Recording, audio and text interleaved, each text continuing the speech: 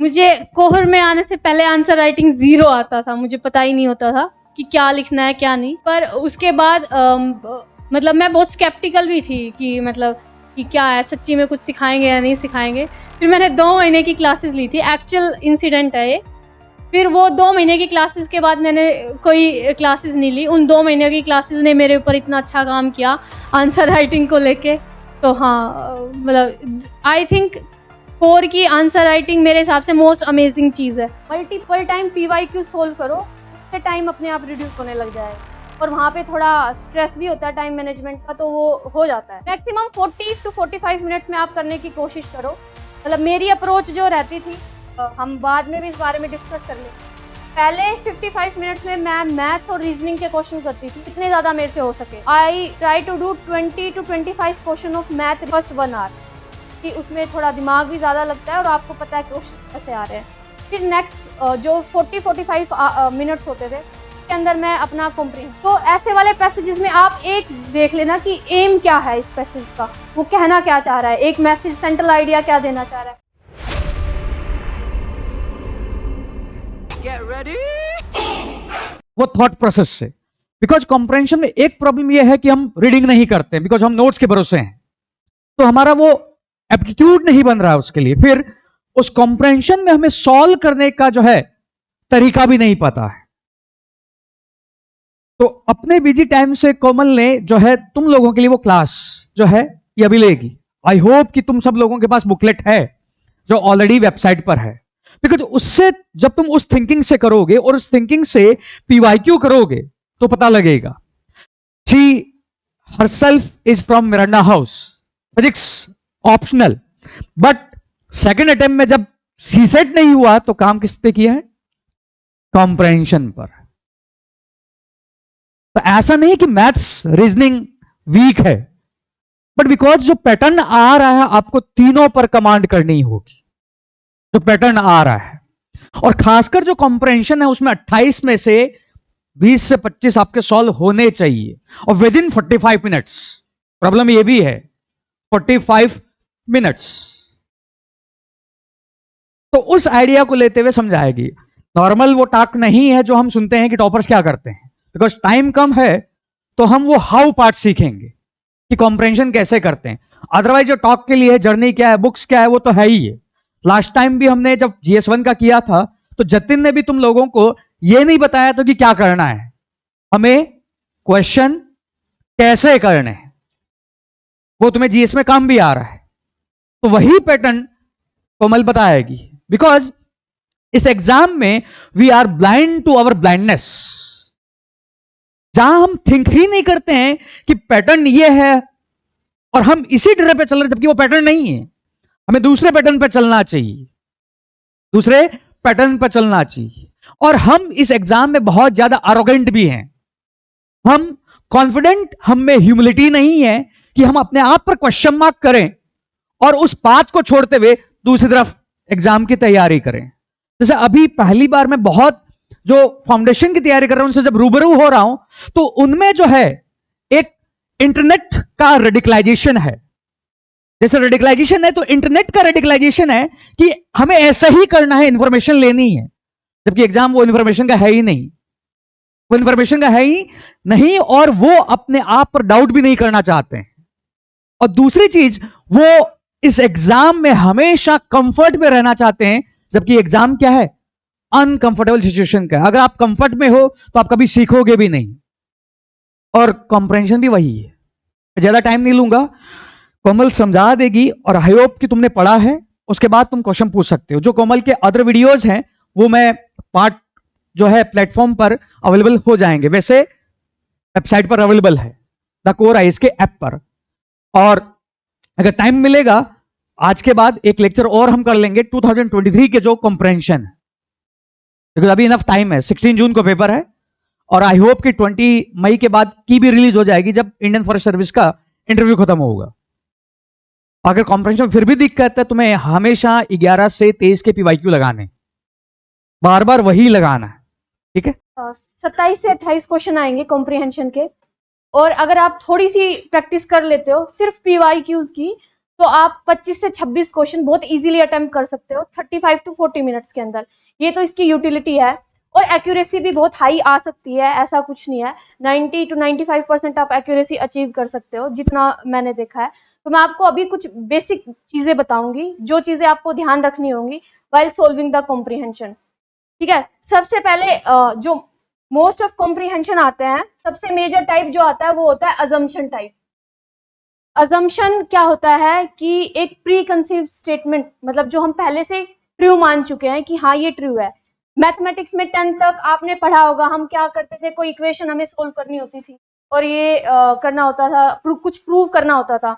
हम कुछ मान के चलते थे x = n+1, ये ठीक है। फिर एक इक्वेशन दी होती थी, उसके लिए हम प्रूव करते थे कि x = n+1 है, वो ट्रू है। अगर वो स्टेटमेंट को सेटिस्फाई कर देता था तो वो अजम्पशन हम करेक्ट मानते थे। ठीक है, यही हम करते थे। कॉम्प्रीहेंशन में भी हम यही चीज करेंगे। क्वेश्चन क्या दिया होता है, which of the following assumptions are correct और नॉट। तो आपको करना क्या है, जो भी अजम्पशन क्वेश्चन में दी हुई है उसको ये चेक करना है क्या उसको आप पैसेज में प्रूव कर सकते हैं या नहीं। Is there something given in the passage which can be proven, ये चीज आपको चेक करनी है। तो यही चीज, सर एक बार स्लाइड का बता, स्लाइड कैसे होगा।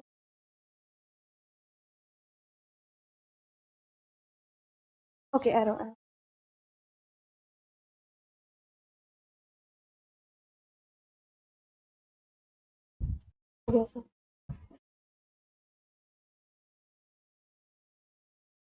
अब अजम्पशन इम्प्लीसिट भी हो सकते हैं और एक्सप्लिसिट भी हो सकते हैं। तो एक ये होता है कि क्या अजम्पशन है वो पैसेज में गिवन होगा या नहीं। तो ये भी आपका स्टेटमेंट अब क्लियर हो गया। जरूरी नहीं है वो पैसेज में गिवन हो, और ये भी हो सकता है कि वो पैसेज में हो।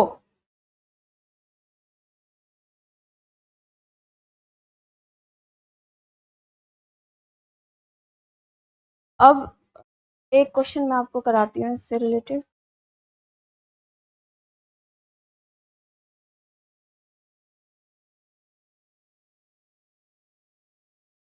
Our urban bodies can not possibly, अब ऐसे जितने भी स्टेटमेंट आएंगे आप उनको अंडरलाइन करेंगे। ये क्या होता है, ऐसे स्टेटमेंट को लेके वो ऐसी स्टेटमेंट जरूर बनाएगा यूपीएससी जो आपको डिस्ट्रैक्ट करेंगी और आपको कंफ्यूजन क्रिएट करेंगे, और उस कंफ्यूजन में ही क्वेश्चंस जो है गलत होंगे। Our urban bodies can not possibly ensure sustainable delivery of water in our cities unless financing mechanisms are put in place. Water delivery requires heavy investment in collecting it from natural resource, treating it to make potable, and laying distribution network of pipes for delivery to the users. It also requires investment in sewage infrastructure, sewage treatment plants, so that sewers can carry wastewater to these plants to ensure that untreated sewage is discharged back into the natural bodies. If our cities are rich enough to meet the entire cost, water could be delivered free. They are not. अब इस passage को अगर हम break करें तो इसमें ये बोला है कि जो सस्टेनेबल डिलीवरी ऑफ वाटर है वो more than just portable water provide करने से ज्यादा है, क्योंकि उसमें सीवेज ट्रीटमेंट इन्वॉल्व है, distribution of sewage network involve है, और बहुत सारी चीजें इन्वॉल्व है। और लास्ट स्टेटमेंट क्या है, it is if our cities are rich enough to meet entire cost, water could be delivered free. They are not. Free delivery of water की बात करिए कि किस केस में हो सकता है, अगर सिटीज बहुत ज्यादा रिच हो। ठीक है, with reference to above passage, which of the following assumptions have been made? Rich cities only can ensure sustainable delivery of water. अब आप इसको देखें तो आपको लगेगा कि ये स्टेटमेंट करेक्ट है। उसने क्या किया है, दो चीजों को मिक्स कर दिया है। फर्स्ट स्टेटमेंट क्या है, are urban bodies can sustainable delivery of water unless financial mechanism in put in place. ठीक है, अर्बन बॉडीज में दोनों आ गई, चाहे वो रिच है या पुअर है। तो सस्टेनेबल डिलीवरी ऑफ वाटर हो सकता है अगर फाइनेंसिंग मैकेनिज्म हो, वो किसी भी तरीके से हो सकता है, चाहे कोई इंटरनेशनल ऑर्गेनाइजेशन फंडिंग प्रोवाइड कर रही हो, चाहे मतलब क्या क्राउड फंडिंग के मॉडल से, किसी भी मॉडल से। अगर फाइनेंसिंग मैकेनिज्म है तो रिच पुअर मैटर नहीं करता, सस्टेनेबल डिलीवरी ऑफ वाटर हो सकता है। ठीक है, लास्ट स्टेटमेंट क्या उसने किया, if cities are rich enough to meet entire course, water would be delivered free. अब इसने इन दोनों को मिक्स कर दिया है, rich cities can only ensure delivery of water. तो ये चीज होगी, वहां पे क्या होगा, बहुत आपके पास टाइम क्रंच होता है और एंजाइटी भी होती है और स्ट्रेस भी होता है, वहां पे आपको ये स्टेटमेंट करेक्ट ही लगेगी। तो ये चीजें आपको ध्यान रखना है। उसने दो चीजों के बारे में बात की, रिच पुअर सिनोनिम वो हो गए, अपोजिट क्रिएट कर दिए, उसके बाद सस्टेनेबल और फ्री डिलीवरी, ये चीज, और उसको मिक्स कर दिया। तो ये मिक्सिंग आपको बहुत सारे क्वेश्चंस में हम आगे भी डिस्कस करेंगे, ये मिलेगी। तो इस चीज को आपको बाईपास करना है। ये स्टेटमेंट गलत हो गया क्या? पुअर सिटीज भी कर सकती है अगर फाइनेंसिंग मैकेनिज्म हो, कैन नॉट पॉसिबली। तो ये चीजें आपको ध्यान रखनी है। नेक्स्ट है sustainable delivery of water in cities means much more than supplying water to household. ये उसने पहले ही फर्स्ट स्टेटमेंट के बाद पहले ही क्लियर कर दिया है क्या क्या है, distribution of network pipes to the users, investment in sewage infrastructure. तो ये क्लियर है, यही अजम्पशन है, तो ये वैलिड अजम्पशन है। क्यों? क्योंकि प्रूव कर दिया है कि क्या क्या चीजें उसमें इन्वॉल्व होंगी। ठीक है, तो सेकेंड अजम्पशन इज करेक्ट। आया आपको समझ में? आई होप कि यहां पर मिस्टेक ये हो रही है कि हम अपना जीएस का नॉलेज हाँ कॉम्प्रहेंशन में डाल रहे हैं, और आप लोगों के पास हिंदी का पीडीएफ भी है, उसको भी देख सकते हो। और इसी वजह से क्या हो रही है, प्रॉब्लम हो रही है। कॉम्प्रहेंशन में जो मेन प्रॉब्लम है, एक तो टाइम क्रंच, हाँ टाइम क्रंच के बाद अब हम अपना जीएस का नॉलेज कहां डाल रहे हैं, कॉम्प्रहेंशन में। और बिकॉज इसकी इनफ प्रैक्टिस नहीं कर रहे हैं तो प्रॉब्लम हो रही है। और अगर इस थॉट को ध्यान से देखोगे, अगर इस बुकलेट को भी देखोगे, वो प्रॉब्लम दूर होगी। और अगर आपको 1 घंटा कोई दे दे, कॉम्प्रहेंशन क्या होगा, सही होगा। बट इसे इसीलिए प्रैक्टिस भी जब करना 45 मिनट्स में करना, बिकॉज कॉमल का जो थॉट है वो पीवाईक्यू को लेते हुए है, और पिछली बार भी आए हैं, तो तुम्हें वो यहां से जो क्रक्स लेना है, ये क्वेश्चन का एक्सप्लेनेशन नहीं लेना है। क्या लेना है, ब्रॉडर थॉट क्या है, ब्रॉडर कॉम्प्रहेंशन को सॉल्व करने का थॉट क्या है। क्लियर? थॉट ये है कि चीजों को डिस्टिंग्विश करना है कि क्या मिक्स हो रहा है एक्चुअल में पैसेज में, क्योंकि बहुत ही डिस्क्रीट वो पैसेजेस देगा और उतनी ही डिस्क्रीट आपसे स्टेटमेंट देगा, मिक्स करके आपको स्टेटमेंट देगा उतनी। तो आपको वो डिस्क्रीट पार्ट से ही अजम्पशन, इन्फ्रेंस, जो भी वो पूछता है, वो सारी चीजें निकालनी है। ऑनलाइन कोई डाउट? बिकॉज जब तुम क्वेश्चन पूछोगे तो बेटर थॉट समझ में आएगा। ऑनलाइन कोई डाउट? नहीं? सेकंड यही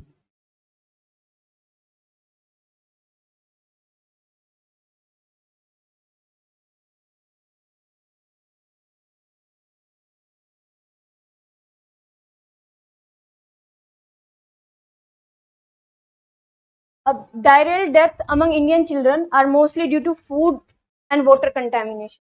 ठीक है, यहाँ पे भी mostly, absolute नहीं है कि only due to, other reason might be there. Use of contaminated groundwater and unsafe chemicals in agriculture, poor hygiene in storage, handling of food items to food cooked and distributed in unhygienic surroundings. There are myriad of factors that need regulation and monitoring. अब उसने issue भी बता दिया। People need to have awareness of adulteration and ways of complaining to the relevant authorities. Surveillance of foodborne diseases involves number of government agencies and entail training of inspection staff.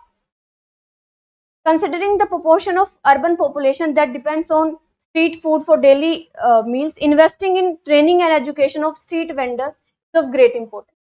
अब इसमें assumption क्या क्या है? Which of the assumption? Food safety is a complex issue that calls for multi-pronged solution. ये चीज prove हो सकती है इस पैसेज में? हाँ, बिल्कुल हो सकती है। आप देखो, रेगुलेशन मॉनिटरिंग की बात की, फिर मल्टीपल गवर्नमेंट एजेंसीज इसमें इन्वॉल्व है, इंस्पेक्शन ऑफ स्टाफ की बात की है, training and education of street vendors की। मल्टी सॉल्यूशन हमें चाहिए, क्या क्या दिक्कतें हैं। Great investment need to be made in developing the manpower for surveillance and training. बिल्कुल पूरा इसमें प्रूव्ड है कि क्या नीड है, क्या इशू है। India needs to make sufficient legislation for governing food processing industry. अब यहाँ पे जो इशू है इस पैसेज में पूरा डिस्कस किया है, वो regarding regulation and monitoring issue है, सर्विलांस एक इशू है। कहीं पे भी ये चीज नहीं है कि सफिशिएंट लेजिस्लेशन की कमी की वजह से, because there is no legislation, उसकी वजह से सारे इश्यूज है। पूरा इश्यू ही रेगुलेशन एंड मॉनिटरिंग का है, नॉट ऑफ लेजिस्लेशन। तो यहाँ पे कैच है, ना तो किसी लेजिस्लेशन की बात करी गई है कि कोई स्पेसिफिक लेजिस्लेशन बता देते हो, फूड सेफ्टी एक्ट हो गई, उसमें कोई उसने शॉर्ट कमिंग्स बता दी कि ये शॉर्ट कमिंग्स है फूड सेफ्टी एक्ट में और इस वजह से ये सारी प्रॉब्लम्स हो रही है। तो हम वहां पे कह सकते थे कि सफिशिएंट लेजिस्लेशन नहीं है, ठीक है। उसने ना किसी लेजिस्लेशन की बात करी है पूरे उसमें, और उसने सिर्फ बात करी है किसकी, रेगुलेशन, मॉनिटरिंग, सर्विलांस की, मतलब एग्जीक्यूटिव पार्ट के ऊपर चैलेंजेस है। तो यहीं से हमारा थर्ड स्टेटमेंट जो है वो इनकरेक्ट हो जाता है।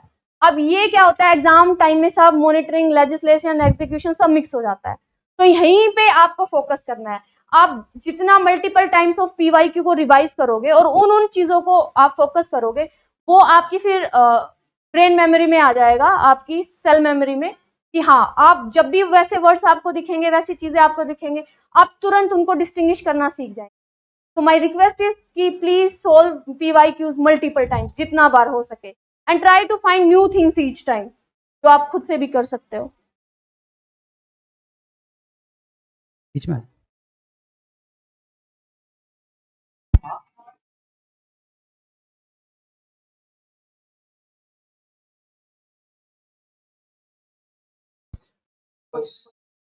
वैष्णवी अपना डाउट वापस से एक बार।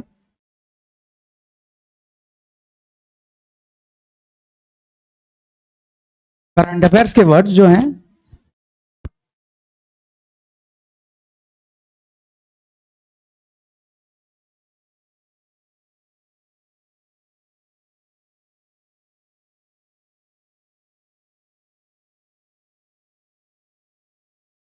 हाँ बोलो तो भाई।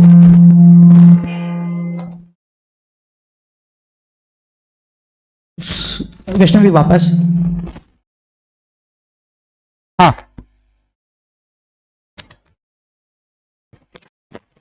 इन पे हम स्पेशल ध्यान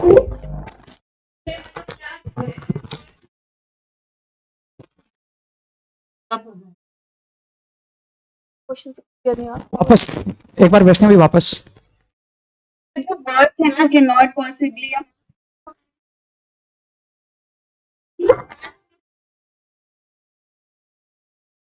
हाँ देखो, क्या है, कैन नॉट पॉसिबली उसने बोला,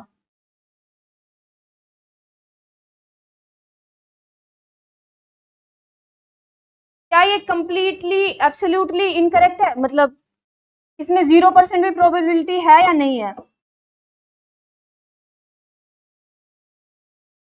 हाँ, तो वही चीज आपको ध्यान रखनी है कि इससे वो बिल्कुल ही इम्पॉसिबल वाली स्टेटमेंट ना दे दे।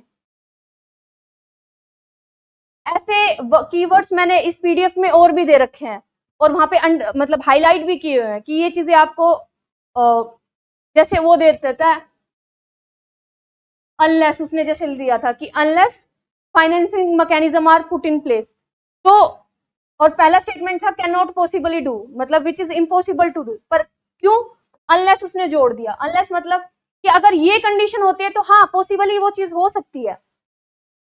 और दूसरा उसने बोला था सस्टेनेबल डिलीवरी ऑफ वाटर, उसकी बात की उसने, उसके बाद उसने बताया इतना इतना इंफ्रास्ट्रक्चर नीडेड है। तो यहाँ पे पॉसिबिलिटी क्या आती है, कैन नॉट पॉसिबली जो रिच सिटीज है उनके लिए, उनके पास इतना इन्वेस्टमेंट वो कर सकते हैं कि सस्टेनेबल डिलीवरी ऑफ वाटर करें, लेकिन अगर पूरा अर्बन जो है ग्रुप देखा जाए वो फिर नहीं कर पाएगा, सबके लिए बात करी जाए तो एक स्टेटा उसमें से निकल गया। तो इस तरीके से पैसेज का मल्टीपल लेवल पे ब्रेकअप हो सकता है, अगर आप ध्यान से पढ़े तो वो क्या आएगा, वो आपको प्रैक्टिस से आएगा। ऐसे बहुत सारे कीवर्ड्स इस पीडीएफ में आपको मिलेंगे जो मैंने मल्टीपल टाइम्स हाईलाइट कर रखे हैं, जहां जहां पे दिक्कत होती है। हो गया Vaishnavi clear? Inequality is visible, even statistically measurable in many instances, but economic power that drives it is invisible and not measurable. ठीक है? Like the force of gravity, power is organizing principle of inequality, be it of income, wealth, gender, race, religion, and region. Its effects are seen in a pervasive manner in all spheres, but the ways in which economic power pulls and tilts visible economic variable remain invisibly obscure. अब इस passage का अगर crux देखा जाए तो वो है economic power. How substantial it is impacting all kinds of inequality around us. That which of the following assumptions have been made? Economic power is the only reason for existence of inequality in society. नहीं है. Last वाली statement से आपको लगेगा power pulls and tills economic factor remain. तो इससे आपको अब क्या है, आपको डिस्टिंग्विश करना पड़ेगा कि inequality is visible even statistically, but economic power it drives visible and और फॉर्म्स ऑफ इनइक्वालिटी भी है, बट इकोनॉमिक पावर उन सबको इनवेरिएबली इंपैक्ट करती है और पीछे मेजर रीजन बनती है इनइक्वालिटी का. तो ये statement incorrect. Inequality of different kinds, income, wealth reinforces power. ये वाली स्टेटमेंट हमें गिवन है. Power is organising principle of inequality. Explicitly assumption दी हुई है, तो this is correct. Economic power can analyse more through its effect than by direct empirical methods. हाँ, ये गिवन स्टेटमेंट है बिकॉज क्या है, हम डायरेक्टली बहुत सारी चीजें जो इनविजिबल है उनको मेजर नहीं कर सकते. तुमने देख तो लिया, तब तक अंडरस्टैंडिंग नहीं होगी जब तुम ये काउंटर क्वेश्चन ना करो, 1 सही कैसे, 2 कैसे सही है, 3rd कैसे सही है. बिकॉज कॉम्प्रहेंशन में ऐसा नहीं कि लेक्चर हो गया हो जाएगा. तुम जब करके आए हो, तुम्हारा जम्पशन क्या था, तुमने क्यों रॉन्ग किया, why she doing right. Any doubt इस पर? एक सेकेंड. इक्वालिटी ऑफ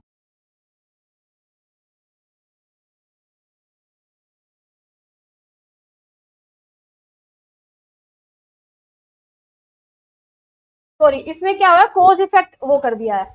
पावर की वजह से सारी इनइक्वालिटीज रीइंफोर्स होती है, ना कि उल्टा. इसमें उल्टा दिया है.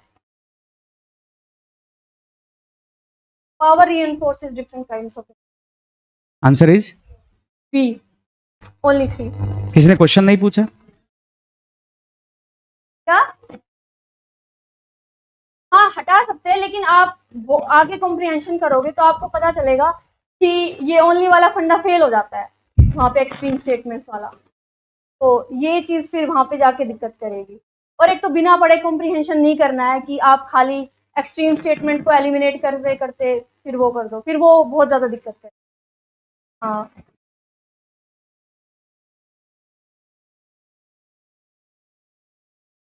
वो आपके ऊपर डिपेंड करता है. क्या होता है कि बहुत बार हमारे दिमाग में प्री कंसीव्ड नोशंस होते हैं अपने जीएस नॉलेज की वजह से, फिर वो आप पढ़ोगे वो इंटरमिक्स होंगे. मेरा मतलब खुद का अप्रोच ये रहता था कि पहले मैं मतलब कॉम्प्रिहेंशन पढ़ती थी और फिर स्टेटमेंट्स पढ़ती. वो तुम्हारा स्टाइल है, वो अपनी अप्रोच होगी सर, आप जिसमें कंफर्टेबल.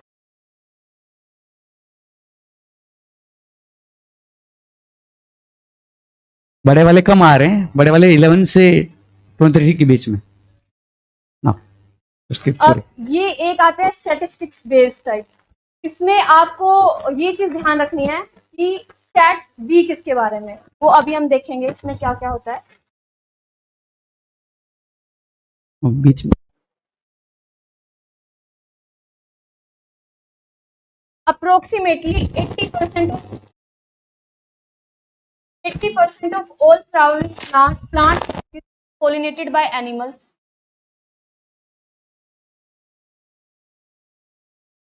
और इसमें भी 1/3 जो है including birds, mammals, but the main pollinators are insects. Animals में मेन क्या है, मेजोरिटी है वो इंसेक्ट्स की है. Pollination is responsible for providing us with wide variety of food as well as many plant delivered medicines. At least 1/3 of world agriculture crop depend upon pollination. अब क्या है, 1/3 of agriculture crop है जिसको pollination required होता है. Bees are most dominant taxa when it comes to pollination and they are crucial to more than 400 types of crop species. Pollination is an essential service that is the result of intricate relationship between plant and animals, and reduction or loss of either affects the survival of both. Effective pollination requires resources such as refuge to pristine natural vegetation. अब इसके अंदर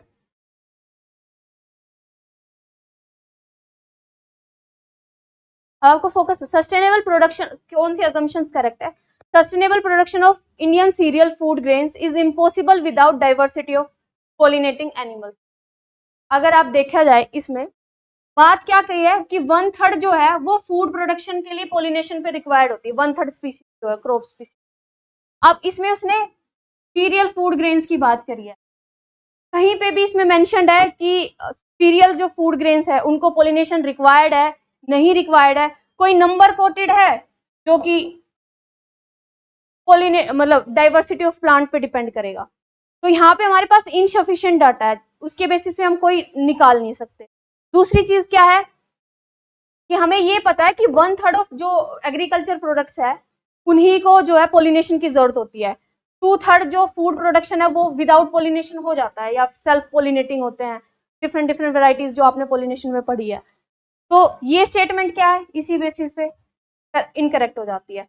दूसरा, आप ये वाली चीज ये कहीं करेक्ट होती है, इम्पॉसिबल वाला जो एक्सट्रीम वर्ड है वो कहीं करेक्ट हो भी सकता है, कहीं नहीं भी हो सकता। तो आप पूरा जो आपको डेटा दिया है आप अपने एनालिसिस और रीजनिंग पे जाए।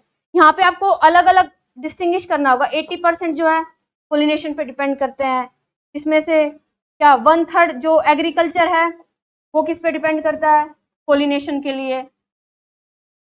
उसमें फूड ग्रेन्स का हमें या सीरियल्स का हमें कुछ नहीं दिया कि सीरियल्स में पोलिनेशन रिक्वायर्ड है नहीं रिक्वायर्ड है, कितना जो है वो डिपेंड कितने सीरियल्स के लिए वो है।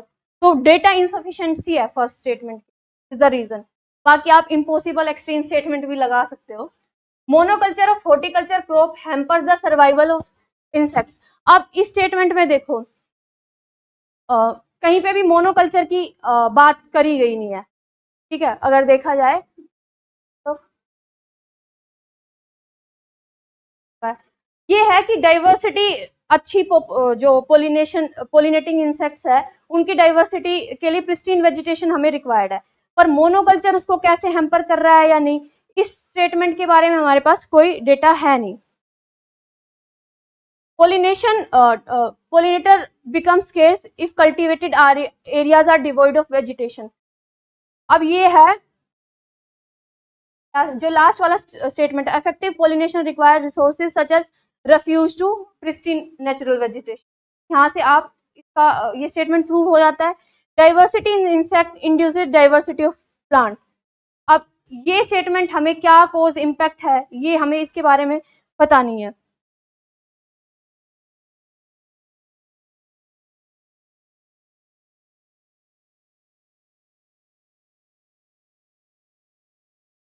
Answer is B 2, 3 and 4। ये first statement wrong, bees dominant taxa in agriculture crop, that too only 1/3 of pollination।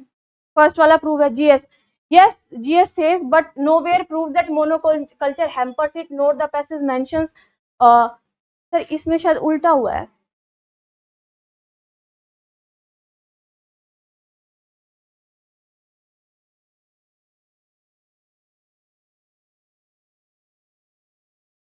First तो रॉन्ग हो जाता।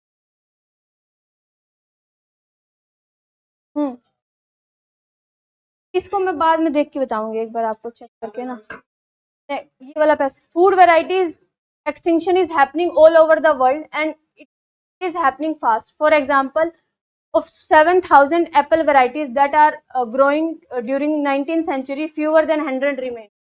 In Philippines, thousands of varieties of rice once thrived, now only up to 100 are grown। In China, 90% of wheat varieties cultivated just a century ago have disappeared।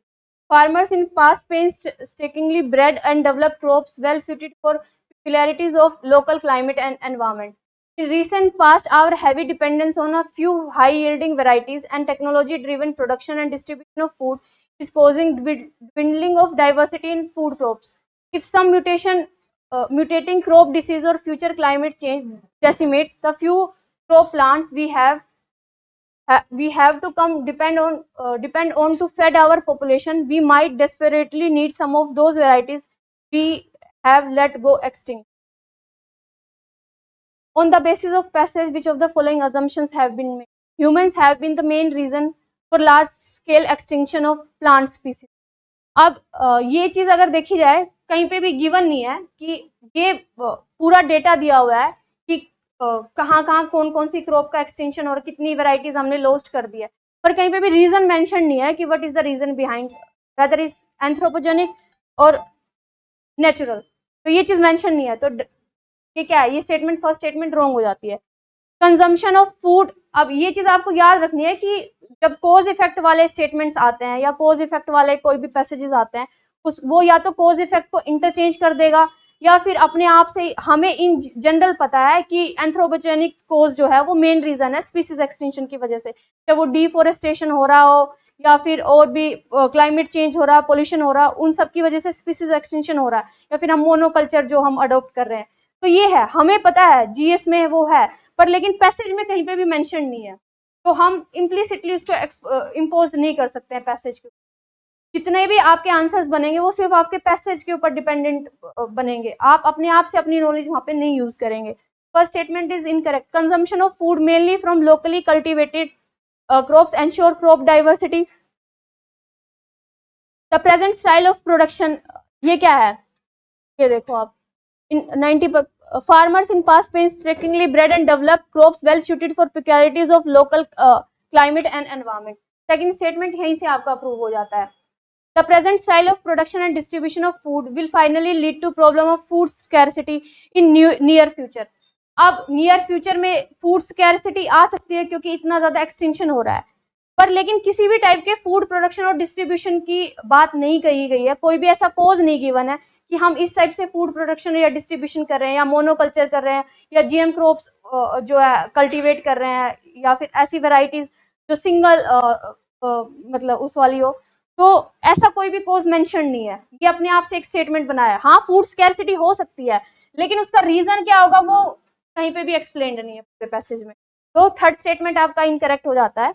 Our food security may depend on our ability to preserve the locally cultivated variety of food crops. ये already passage में हम prove कर सकते हैं, statement given है।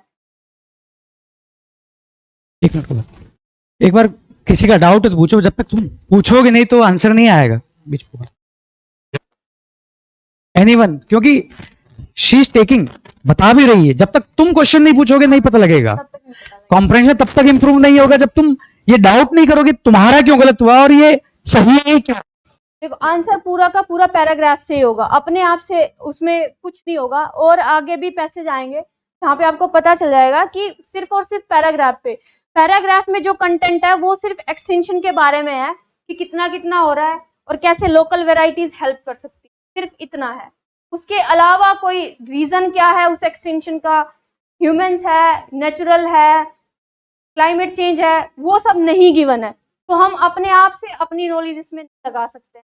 वही है, हमें डिस्क्रीट रहना है, वो एनालिटिकल पावर और आपकी रीजनिंग चेक कर रहा है कि किसी बेसिस ऑफ इंफॉर्मेशन से आप कितनी अच्छी इंफॉर्मेशन और निकाल सकते हैं, तो वही चीज है। यहाँ पे आप कहीं पे भी रिलेट नहीं कर सकते ह्यूमन बीइंग्स है या डिस्ट्रीब्यूशन एंड नेटवर्क चैनल्स जो हमने फूड है वो हमारा फॉल्टी है, उस वजह से फूड वेस्टेज है, उस वजह से हमारा जो है ये सारी प्रॉब्लम, तो आपको उस पैराग्राफ पे ही स्टिक करना होगा, लेकिन वो करना होगा, आप जितनी प्रैक्टिस करोगे आपको वो समझ में आना लगेगा। अभी नेक्स्ट वाला अभी हम पैसेज देखेंगे कि आपको और क्लियर हो जाएगा।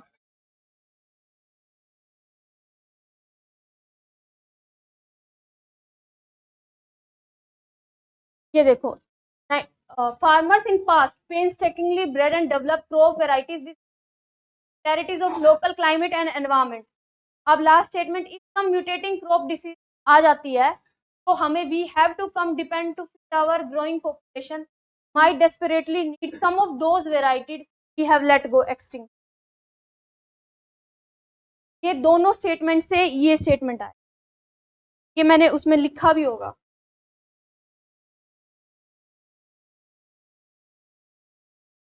हाँ,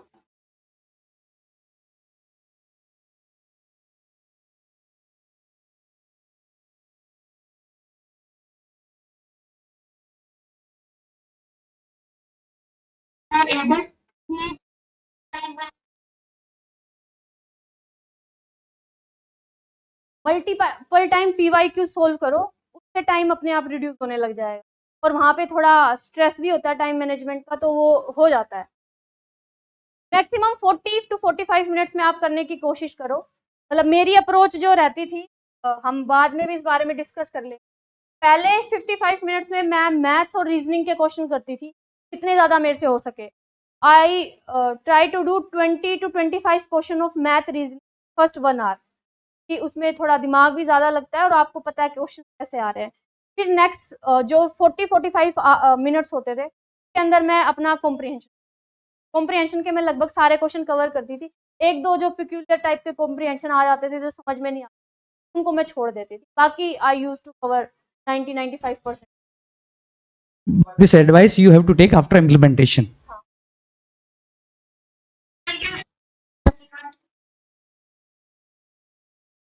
13 से आप जब से करना चाहो, 13 से अब तक के सारे कर लो, तो आपको एक आइडिया लग जाएगा कि किस किस टाइप के, जैसे agriculture based, genetically modified crop, investment को लेके, क्लाइमेट चेंज को लेके, सोयल को लेके, वो एक पर्टिकुलर थीम्स है जो वो अपने कॉम्प्रिहेंशन में लेके आता है। और आपको फिर ये भी पता चल जाएगा कि वो मिस्टेक्स क्या क्या करता है और आप क्या क्या मिस्टेक। हाँ,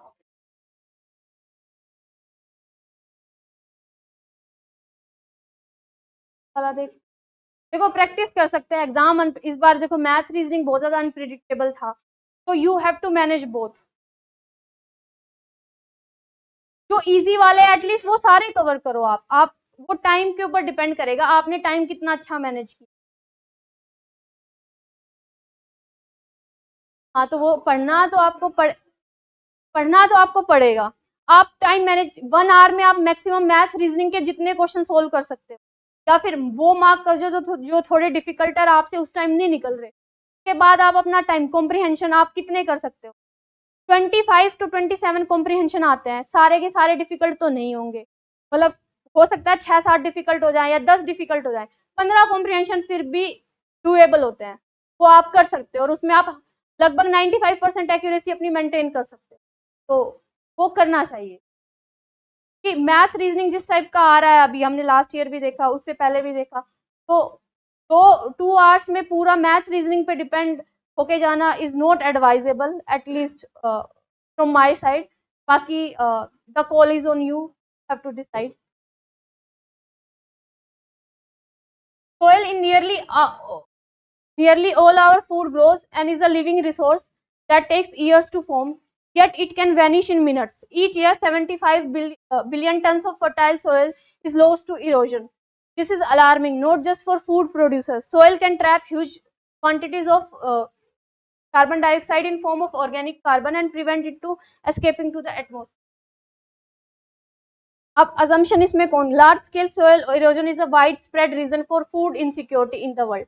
आप ये स्टेटमेंट आपको इस, अगर आप को रिलेट करें तो आपको लगेगा ये स्टेटमेंट करेक्ट है, लेकिन आप पैसेज पे जाएं तो कहीं पे भी फूड इनसिक्योरिटी की बात हुई है कि current state of food insecurity क्या है वर्ल्ड में, and is there a cause effect relationship given कि फूड इनसिक्योरिटी जो है करंट वर्ल्ड में वो सोयल इरोजन के कारण ही हो रही है। तो क्या ऐसा डेटा या ऐसी स्टेटमेंट इसमें गिवन है? नहीं है ना, तो यहीं पे ये स्टेटमेंट गलत हो जाता है। लेकिन वहीं आप जीएस वाला अपना देखें और डेजर्टिफिकेशन यूएनसीसीटी का आप यहाँ पे अप्लाई करेंगे जीएस को, तो ये स्टेटमेंट आपको बिल्कुल करेक्ट लगेगा। तो यही चीज आपको वहां पे निकालनी होगी। Soil erosion is mainly anthropogenic, वही वाला जो पहले में हमने बात की थी कि कहीं पे भी रीजन नहीं है कि ये एंथ्रोपोजेनिक हो रहा है या फिर नेचुरल रीजंस की वजह से हो रहा है। We don't know about the reasons. Second statement is wrong. Sustainable management of soil help in combating climate change. Last statement escaping to the atmosphere, carbon sequestration की वो बात कर रहा है। तो क्लियर है? अगला क्वेश्चन ये से दे सकते हैं, they can read then we can discuss by asking that. हाँ,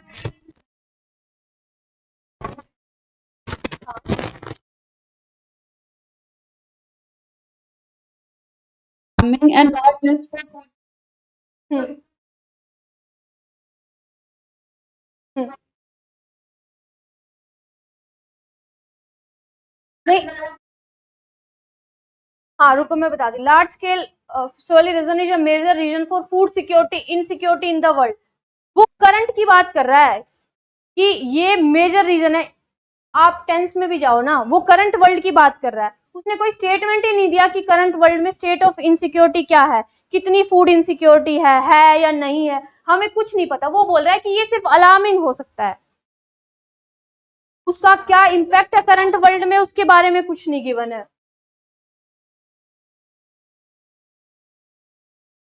हाँ, वो current world, large scale soil erosion is a major reason for food insecurity in the world. हमें पता ही नहीं है इनसिक्योरिटी है या नहीं है, इसमें कहीं भी पैसेज में गिवन नहीं है कितनी। हाँ, अगर वो यहीं पे एक स्टेटमेंट दे देता कि ये ही सोइल इरोजन जो अफ्रीकन रीजन में है, इसकी वजह से इतना माल न्यूट्रिशन है या फिर इतना ये सारी चीज है, तो ये स्टेटमेंट अपने आप में सही हो जाता। क्योंकि उसने एक स्टेटमेंट दे दिया ना इसको प्रूव करने के लिए कि food insecurity in the world का प्रेजेंट स्टेटस ये है, और वो सोइल इरोजन की वजह से है या डेजर्टिफिकेशन की वजह से है, तो फिर ये करेक्ट हो जाता। क्लियर हो गया? ये sustainable management of soil helps in combating climate change. ये क्या है? Last statement, can trap huge quantity of carbon dioxide in form of organic carbon and prevent escaping to the atmosphere. हाँ, हाँ, हाँ, कौन? इस वाली स्टेटमेंट को? ये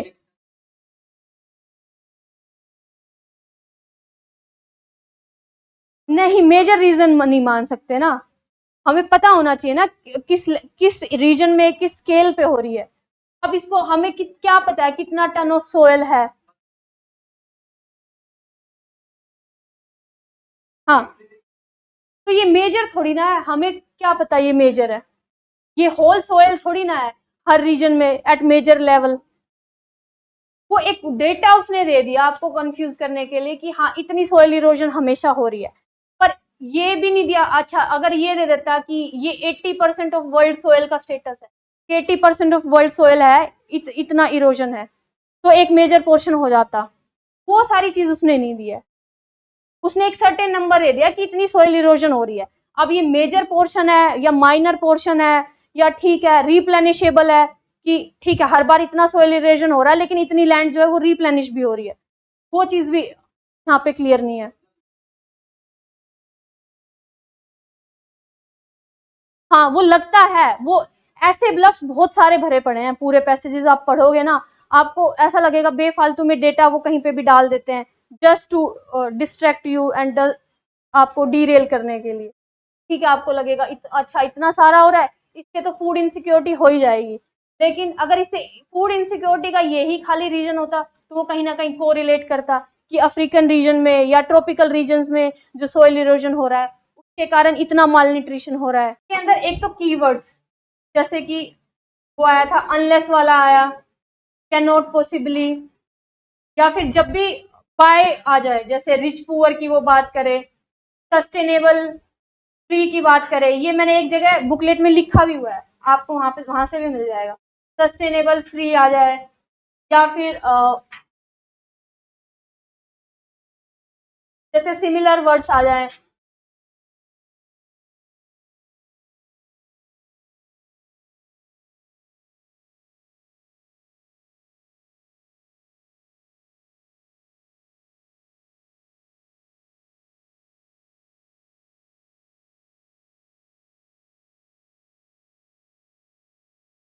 एक जगह से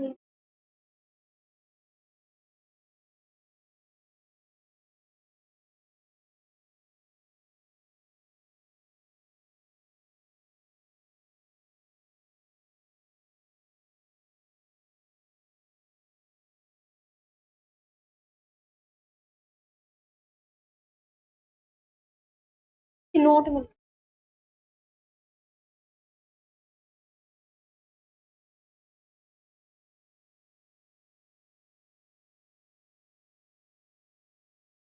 हाँ जैसे ऐसे स्टेटमेंट आते हैं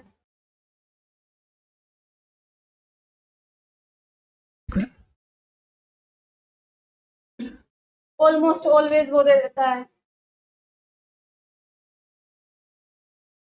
ये स्टेटमेंट क्या है? ऑल हमेशा तो नहीं हो सकता, maybe there are sometimes note.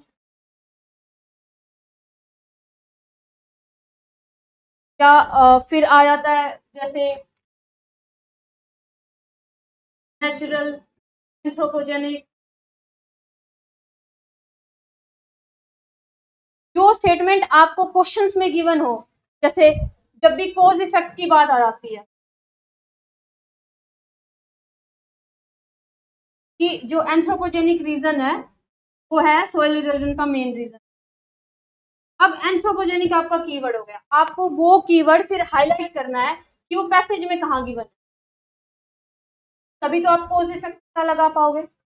तो ये सारे वर्ड्स आपको जो है हाईलाइट करने होंगे। या फिर जो स्टैट्स वाले क्वेश्चंस आते हैं जिसमें स्टैट्स दी होती है, स्टैट्स को हाईलाइट करो, जैसे 1/3 है, 80% में दिया हुआ था। ये सारी चीज आपको हाईलाइट करनी होती है और उन्हीं पे फोकस करना होता है, क्योंकि आप अजम्पशन को प्रूव करोगे पैसेज में तो कहीं ना कहीं तो आपका इंटरलिंकिंग लिंकिंग होना चाहिए, तो वही चीज पे फिर आप जाओगे। क्लियर हो गया?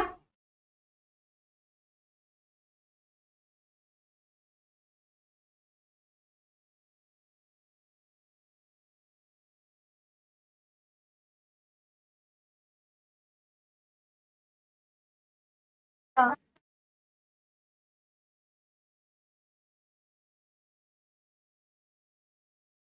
हाँ।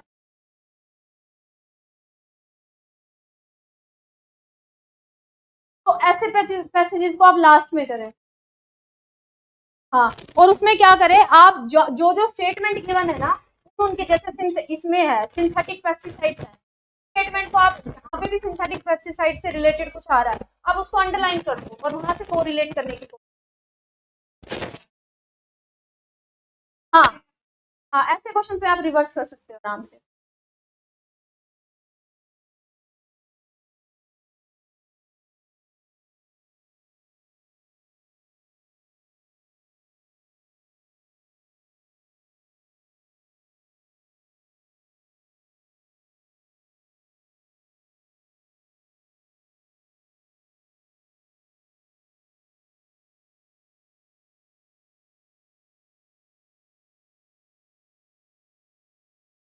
You can read in Hindi English, फिर डिस्कस करते हैं, 2 मिनट का टाइम है।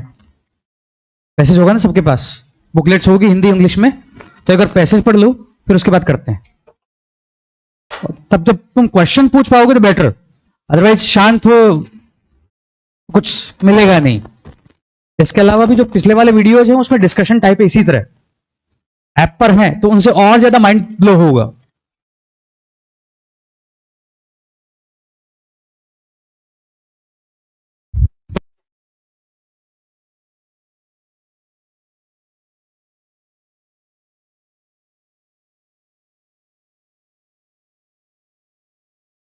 Is also there on website, Hindi English दोनों में।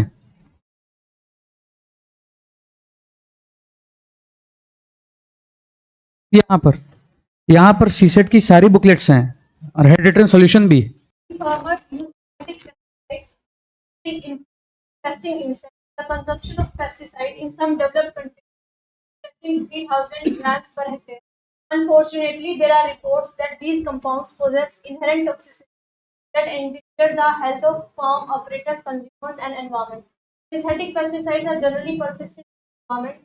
Entering in food chain, they destroy the microbial diversity and cause ecological imbalance. Their indiscriminate use can result in development of resistance among insects, upsetting of balance in nature, and resurgence of treated population.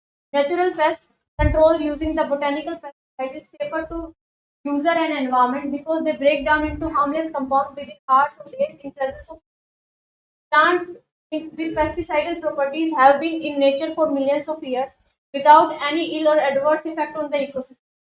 They are easily decomposed by microbes common in most soils. They help in maintenance of biological diversity of predators and reduction of environmental contamination and human health hazard. Botanical pesticide formulated from plants are biodegradable biodegradable and their use in production is a practical sustainable alternative. Synthetic pesticides should never be used in modern agriculture. अब synthetic pesticides एक biodegradable pesticide भी हो सकते हैं और non biodegradable भी हो सकते हैं. उसने पर्टिकुलरली यहाँ पे बोला है जो नॉन बायोडिग्रेडेबल टाइप है वो जो है वो कर रहे हैं, किल कर रहे हैं. अब सिंथेटिक पेस्टिसाइड में उसने क्या किया कि पेस्टिसाइड इन सम ना हायर अमाउंट जो है वो जा चुका है इनका, एंड रिपोर्ट्स क्या आ रही है कि ये जो है प्लांट और एनिमल को एंडेंजर कर रहे हैं. फिर उसके बाद उसने बात की कि अब पूरा का पूरा क्या है, अब स्टोरी यहाँ से डेवलप होती है कि ये जो है बहुत हायर लेवल पर हेक्टेयर इतना ज्यादा जो है केमिकल्स यूज हो रहे हैं, इसके कारण ये ओवर यूज का बात हो रही है. अब ये स्टेटमेंट क्या दे दिया उसने, एब्सोल्यूट दे दिया कि should never be use in modern agriculture. Issue क्या है, ओवर यूसेज. पर्टिकुलरली उसने बताया कि पर हेक्टेयर बहुत ओवर कंजम्पशन के कारण ये सारी चीजें हो रही है. तो फर्स्ट स्टेटमेंट क्या हो जाता है आपका, इनकरेक्ट हो जाता है. क्यों? क्योंकि उसने कहीं पे भी ये बात नहीं कही एब्सोल्युटली यूज नहीं होना चाहिए. उसने ऑल्टरनेटिव बताया कि बोटेनिकल पेस्टिसाइड्स है मैनर में यूज है.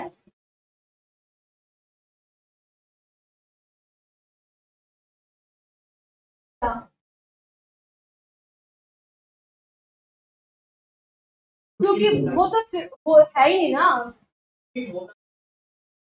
ये स्टेटमेंट तो फिर भी गलत ही होती क्योंकि ओवर यूसेज की उसने पहले बात कर दी ना. उसने एक गिवन अमाउंट दे दिया कि ये अमाउंट है जो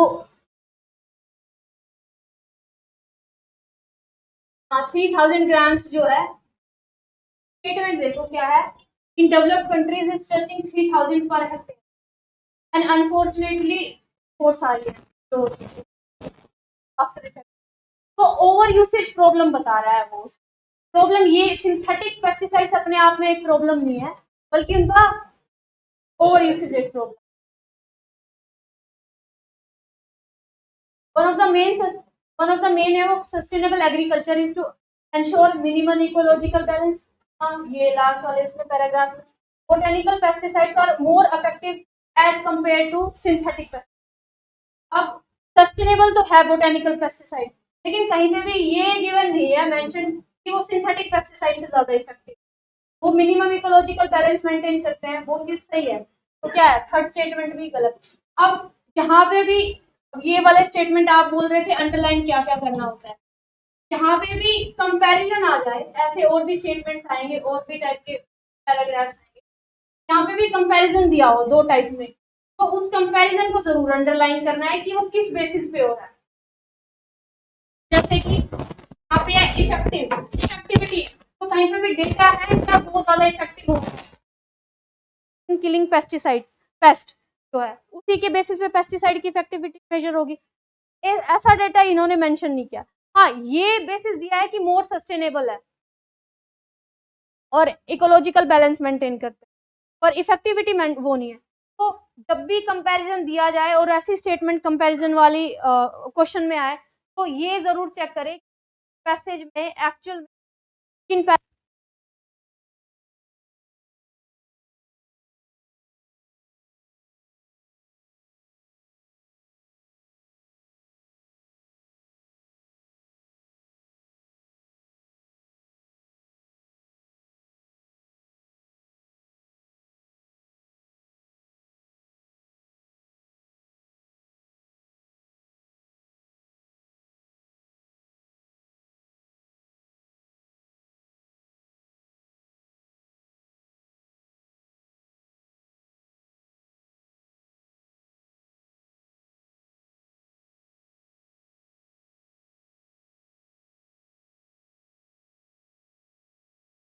क्लियर है.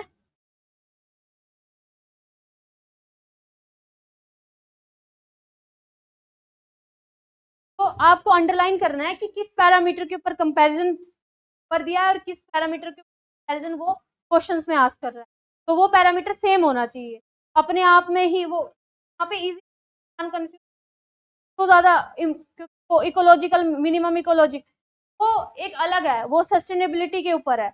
लेकिन इफेक्टिव किस लिए कि पेस्टिसाइड की इफेक्टिविटी अच्छा से पेस्ट किल कर सकता है बेसिस पे.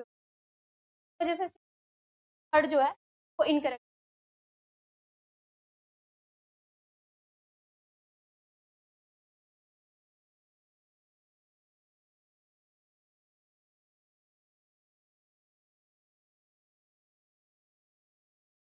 हाँ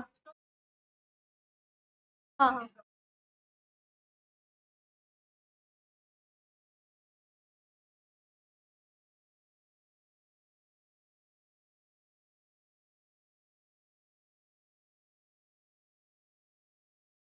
more than a modification assertion that working knowledge of the intelligent current event. But the sage uttered these words of wisdom might well have added some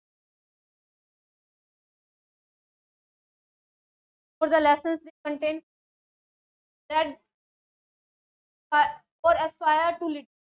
Such a study will certain quality and attribute, certain that the same pattern occurs again and throughout the century.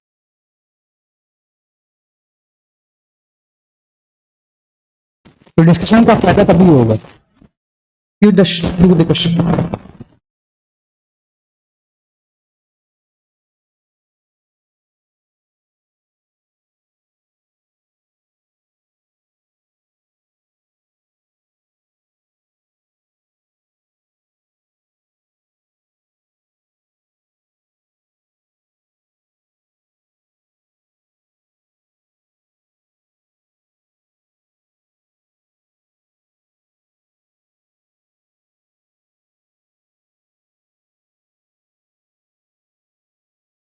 इस passage को अगर आप देखो, ancient history अगर आप पढ़े, battle की history पढ़े, तो उससे आपको कुछ क्वालिटीज पता चल जाती हैं जिसकी वजह से जो है क्यों कोई वॉर्स है वो विन करे गए, या फिर क्यों क्या डेफिशिएंसी है जिसकी वजह से loose. A study of famous battle of help us to understand the modern warfare। क्या उसने कहीं पे भी मॉडर्न वेयरफेयर की बात करी? ये बताया कि उनसे कुछ क्वालिटीज पता चलती है एंशिएंट वॉर से जिससे और विन या लूज करे जा सकते हैं। पर मॉडर्न वॉरफेयर किस टाइप का है, क्या एंशिएंट उससे हेल्प मिलेगी, इस चीज की बात उसने नहीं करी। Studying the history for anyone aspire to be a leader, ये जरूरी नहीं है, बट हाँ इट कैन हेल्प। लिखा हुआ है lessons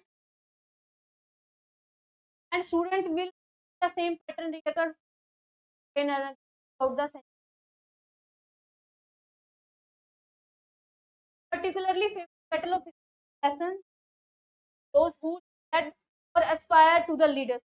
मतलब who aspire जरूरी नहीं है हर किसी के लिए, पर हाँ it can contain some good lessons। Second statement, first statement incorrect. आ गया समझ में? कि ऐसे वाले स्टेटमेंट्स में आपको सिर्फ ये चीज देखनी है कि वो क्या और क्या चीज को लिंक कर रहा है। तो पैसेज में है उसका क्रक्स क्या है, वो अगर आप पता लगा लेते। पैसेज का क्रक्स है क्वालिटीज के लिए, कि लीडरशिप के लिए क्या क्वालिटीज इंपॉर्टेंट होती है, वो उससे पता चल जाता है। इसके अलावा ये अटमोस्ट असेंशियल है मॉडर्न वॉरफेयर के लिए, या अटमोस्ट असेंशियल है टू बिकम अ लीडर, ये चीज इस पैसेज में कहीं पे भी गिवन नहीं है, और उसने इसी को एक्सट्रीम स्टेटमेंट बना के दिया।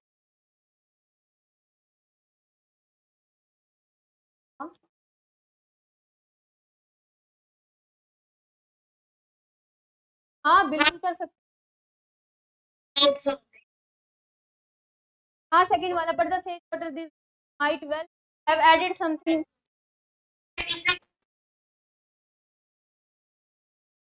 हाँ ये भी कर सकते हैं, माइट का मतलब there is a possibility and not essentiality.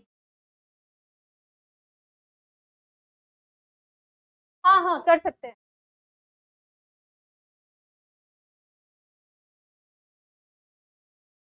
हाँ नहीं, मॉडर्न वॉरफेयर के बारे में उसने बात ही नहीं करी ना। हाँ करंट इवेंट्स को इंटरप्रेट कर सकते हैं, क्वालिटीज आ सकती है या फिर उससे हेल्प। पर मॉडर्न वॉरफेयर को कैसे, मॉडर्न वॉरफेयर पूरा टेक्नोलॉजी के बेस पे है अगर देखा जाए तो। उसको अंडर उस इवेंट को, पर मॉडर्न वॉरफेयर को इटसेल्फ हम अंडरस्टैंड नहीं कर देखा जाए तो पूरा वॉरफेयर बैटल की first battle in the history help us, क्या बोल रहा है, फेमस बैटल ऑफ हिस्ट्री और lesson for they contain those who lead और Aspire to the leadership.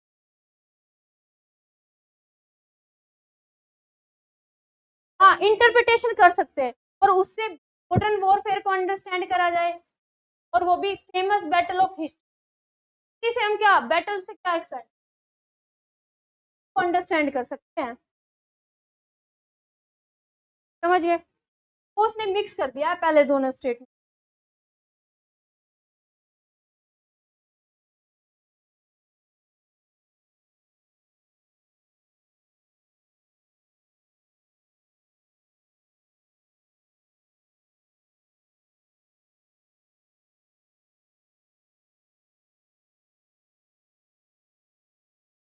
This paragraph, Many people in India feel if we cut our defense expenditure building, we can create a climate of our neighbors.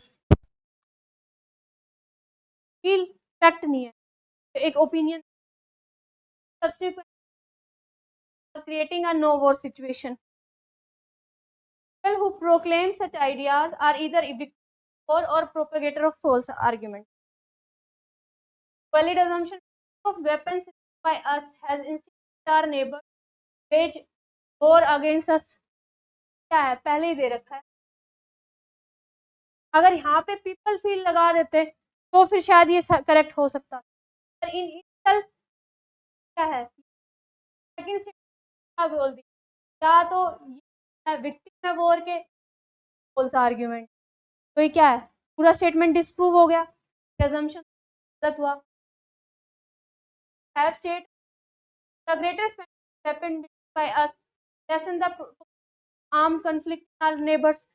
क्या ये statement, अगर दोनों statement को आप combine करो, क्योंकि वो बोल रहे हैं पहला स्टेटमेंट क्या है, वेपन बिल्डिंग पे अगर हम वो करें लोग ऐसा फील करते हैं, लेकिन क्या है ये दोनों फॉल्स आर्ग्यूमेंट है, तो इन दोनों से क्या अगर इन्फ्लुएंस आए तो वो क्या आती है, अगर हमारे पास बेटर स्टेट वेपन बिल्डिंग को बेटर स्पेंडिंग हम करें तो डेटरेंस इफेक्ट एक क्रिएट हो सकता है, क्या होगा, conflict with our neighbours reduce, necessary to have state और art of system for national security. अब उसने ये नहीं बताया कि क्या स्टेट ऑफ आर्ट वाला होना चाहिए, न्यूक्लियर वेपन्स होना चाहिए, ऐसी कोई स्टेटमेंट उसने नहीं, स्टेटमेंट गलत हो जाती है। Second statement, many people believe that we are wasting our resources weapon building, तो ये फील, अब इस क्या है, कॉन्फ्लिक्ट हो रहा है, they don't feel that we are wasting, वाली स्टेटमेंट वेस्टिंग नहीं है, क्या है, climate of peace with our neighbour, हमारा जो पीस एस्टेब्लिश होना चाहिए वो नहीं हो रहा है, एक्स्ट्रा स्पेंडिंग ऑन। हाँ बोलो।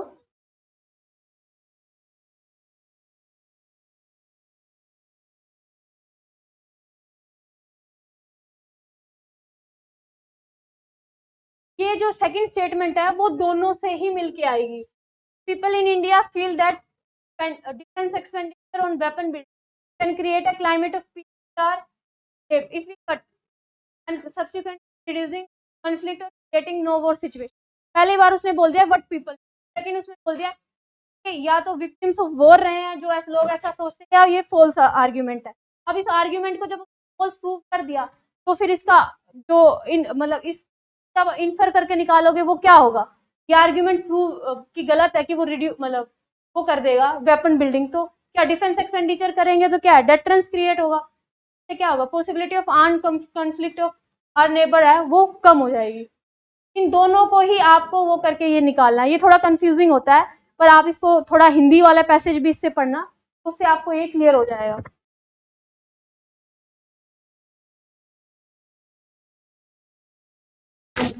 हाँ, क्योंकि वही तो उसमें क्या है, कट करेंगे तो क्या होगा, पीस आएगा, और दूसरी स्टेटमेंट में क्या बोल दिया, जो पहला वाला स्टेटमेंट है वो गलत है, फॉल्स आर्ग्यूमेंट है, या फिर क्या है, ये जो लोग ये आइडिया प्रोपोगेट कर रहे हैं वो विक्टिम्स ऑफ वॉर है इसलिए प्रोपोगेट कर रहे हैं, तो इसका अपोजिट ट्रू होगा या नहीं होगा, समझे। थोड़ा कॉम्प्लिकेटेड है, पर इसको आप हिंदी वाले स्टेटमेंट को इससे रीड करना, उससे आपको ये क्लियर होगा। क्लियर वर्षा? नहीं सर, क्लियर तो नहीं हुआ। चलो मैं फिर से ट्राई करूंगी, इसको आपको भेजूंगी मैं। अब नेक्स्ट है इन्फ्रेंस बेस्ड पैसेजेस। इसमें क्या होता है, इन्फ्रेंस का मतलब होता है दो स्टेटमेंट्स आपको गिवन हो, उससे आप थर्ड यूजफुल इंफॉर्मेशन क्या निकाल सकते हो। जैसे कि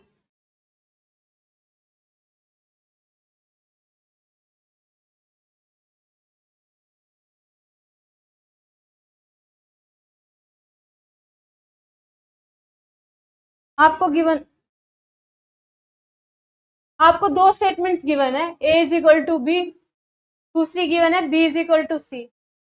आप इससे क्या यूजफुल इंफॉर्मेशन निकाल सकते हो, ए इज इक्वल टू सी, ये निकाल सकते हो। तो यही आपका इन्फ्रेंस होगा। या फिर जैसे कि it is raining,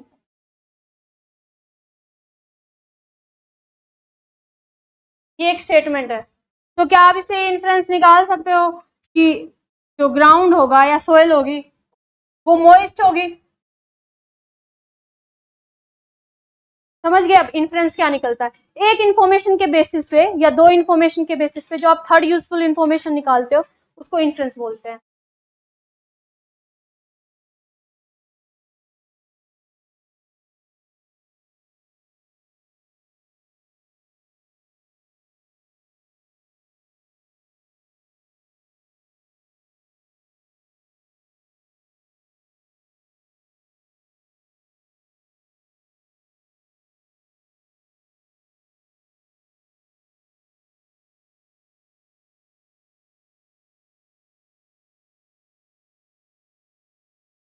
Researchers simulated street lighting on artificial grassland plot containing pest aphids, sap-sucking insects at night. These were exposed to two different kinds of light: a white light similar to never commercial LED lights, and an amber light similar to sodium street light.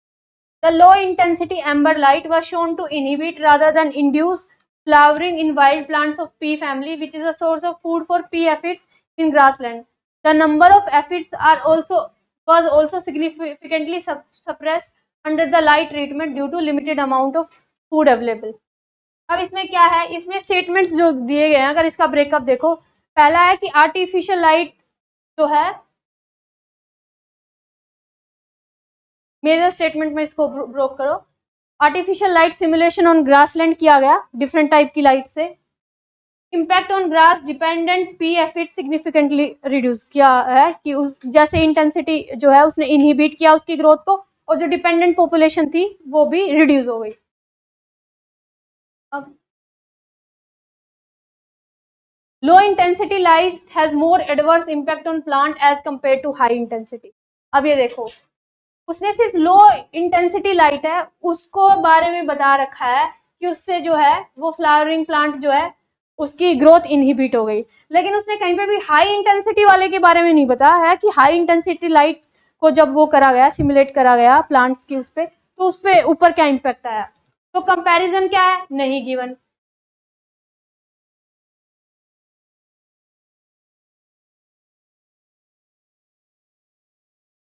जब तक लो intensity light और high intensity light दोनों का कोई impact नहीं इसमें suggest करा गया, क्या हम ये स्टेटमेंट निकाल सकते हैं लो इंटेंसिटी लाइट का ज्यादा एडवर्स इम्पैक्ट होता है हाई इंटेंसिटी, तो ये स्टेटमेंट गलत हो जाता है। लाइट, अब यही चीजें मैंने आपको पहले भी ये वो करा था कि जब भी ऐसा कंपैरिजन आता है तो आपको ये चीज नोट करनी है। Light pollution has permanent adverse impact on ecosystem, बताया कि उससे वो वाली पॉपुलेशन भी। White light is better for flowering plant as compare to other colours, हमारे पास कोई कंपैरिजन इसमें नहीं दिया हुआ है। लो इंटेंसिटी हाई इंटेंसिटी का है, व्हाइट का क्या इम्पैक्ट हुआ हमें कुछ भी नहीं given. Proper intensity of light in an ecosystem is important not only for plants but animal too. क्या है, अब एनिमल्स पे क्या है, हमें सिर्फ जो डिपेंडेंट एनिमल्स है जो पी या ग्रासलैंड के ऊपर, उसके बारे में बताया गया है कि उनके ऊपर ये इम्पैक्ट हुआ डिपेंडेंट। जो अब जो एनिमल डिपेंड ही नहीं करते लाइट के ऊपर या फिर उसके ऊपर, उनके ऊपर क्या इम्पैक्ट होगा खाली वो हमें इसके अंदर जो है पता नहीं, और क्या प्रॉपर इंटेंसिटी है क्या नहीं है तो उसके बारे में हमें कोई इसके अंदर इंफॉर्मेशन दे नहीं सकती। तो ये सेकंड स्टेटमेंट मतलब लास्ट स्टेटमेंट भी correct. Light population can have adverse impact on population.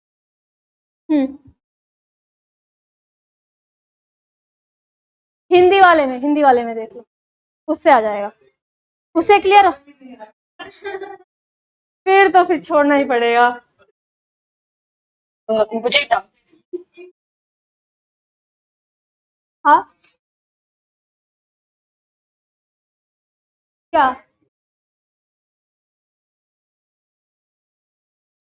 हाँ हाँ बोलो दिव्या।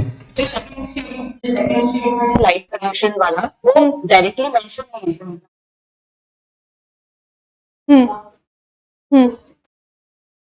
वो बात कर रहा है ना, डिफरेंट आर्टिफिशियल लाइट्स जो है उन्होंने, commercial LED light, amber light, क्या है, डिफरेंट टाइप की लाइट्स के बारे में बात कर रहा है।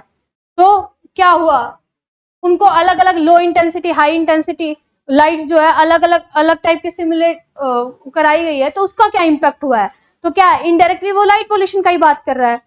इसीलिए ये इन्फ्रेंस बेस्ड है कि आप दो यूजफुल स्टेटमेंट के बेसिस पे थर्ड स्टेटमेंट क्या डिड्यूस करते हैं, वो चीज है। This is not assumption type, this is inference type. और इससे रिलेटेड स्टेटमेंट्स, हाँ एनिमल्स वाली जो चीज थी, बट इंसेक्ट्स का इसमें मेंशन है। हाँ तो क्या हम इसको एक ऐसे नहीं सोच सकते कि एक broad term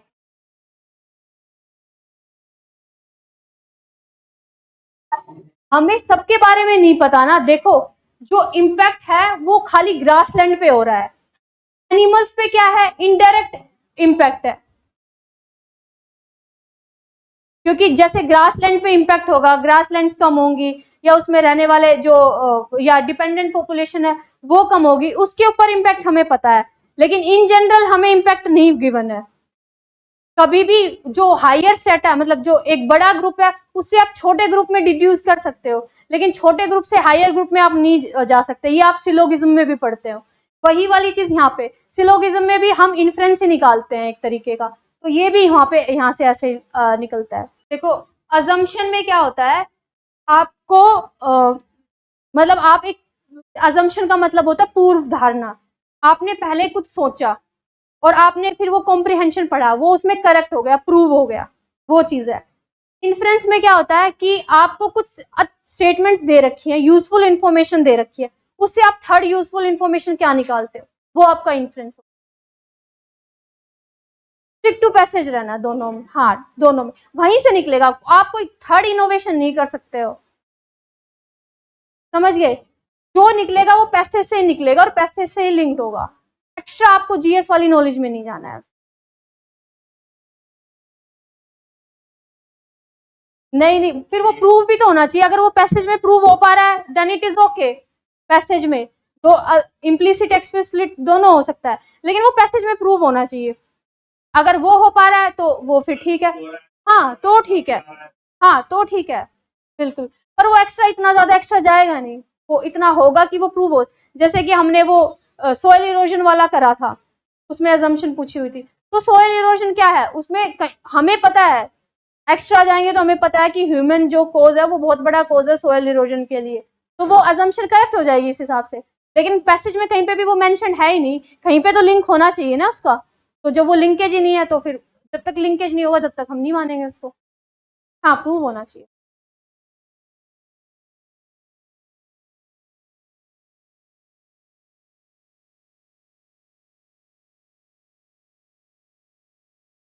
Our cities are extremely vulnerable to climate change because of large concentration of population and poor infrastructure. Reason दे दिया क्या है, large concentration of population and poor infrastructure. More population densities are increasing in them, but we have not yet developed the system to address climate change impacts. Our cities contribute 65% to GDP, but there are not facilities to cater to the needs of people. It is important to address the issue of air quality transport that are vital to identifying sustainable solutions. We need to involve citizens in planning and create an ecosystem that meets the need of people.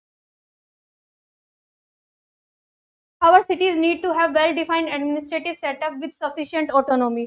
कहीं पे भी ये मतलब ऐसा कोई discussion है जिस पे ये है कि ये जो रीजन है वो एडमिनिस्ट्रेटिव कोज की वजह से है, तो ये वाली चीज है नहीं। उसने पहले 2 कोज मेंशन करे, एक तो क्या है, large concentration of population and poor infrastructure.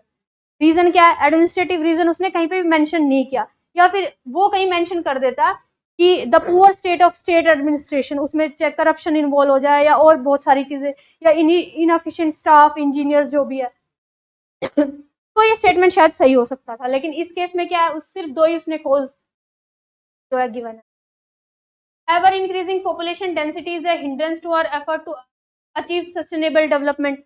अब क्या है, उसने सस्टेनेबल डेवलपमेंट की बात करी है, सिर्फ सस्टेनेबल सॉल्यूशंस की बात करी है।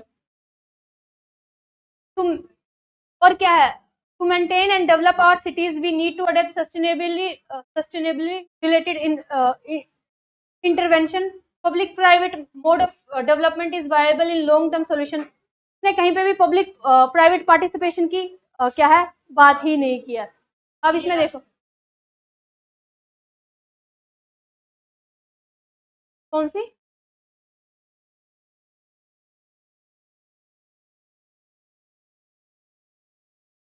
हाँ, लेकिन पब्लिक प्राइवेट पार्टनरशिप की मोड ऑफ डेवलपमेंट की बात नहीं की है ना, पब्लिक पार्टिसिपेशन की बात की है उसने। ये नहीं कहा है कि प्राइवेट इन्वेस्टमेंट आए या फिर उस वजह से वो, खाली पब्लिक पार्टिसिपेशन की बात है। We need to involve citizen planning and create an ecosystem that cater to the need of people. हाँ हाँ,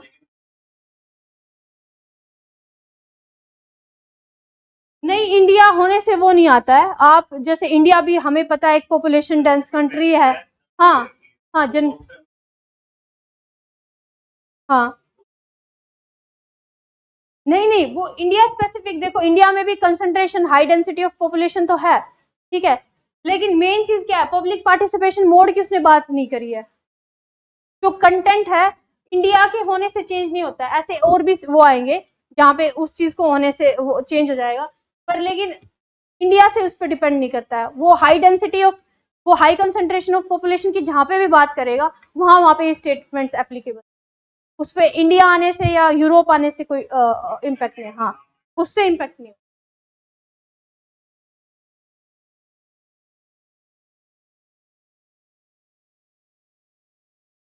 In certain that sedition, war and contempt or breach of laws are not so much to be imputed to the weakness of subject as to the bad state of dominion.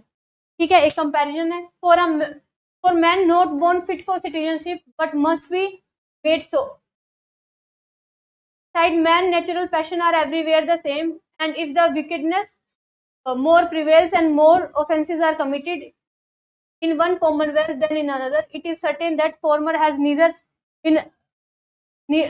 enough pursued the end of unity nor framed it laws sufficient forethought, and that therefore it is failed in making quite good right as commonwealth. अब क्या है, उसने दिया है कि इन sedition, war, contempt और breach of law are not so much imputed to the wickedness of subject as to bad state of dominion. जो bad state है उसके ऊपर responsibility डाली है उसके बाद उसने क्या laws की बात करी है, और क्या सिटीजन बात।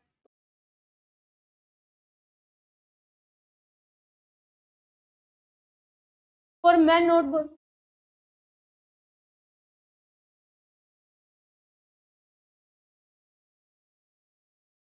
sedition, war and breach of laws are inevitable in every dominion. इसमें नहीं होगा। Those who have worked for the pursued the end of unity and framed laws, उनमें क्या होगा, ये चीज होगी नहीं होगी उनमें, तो उसके ऊपर डिपेंड करता है।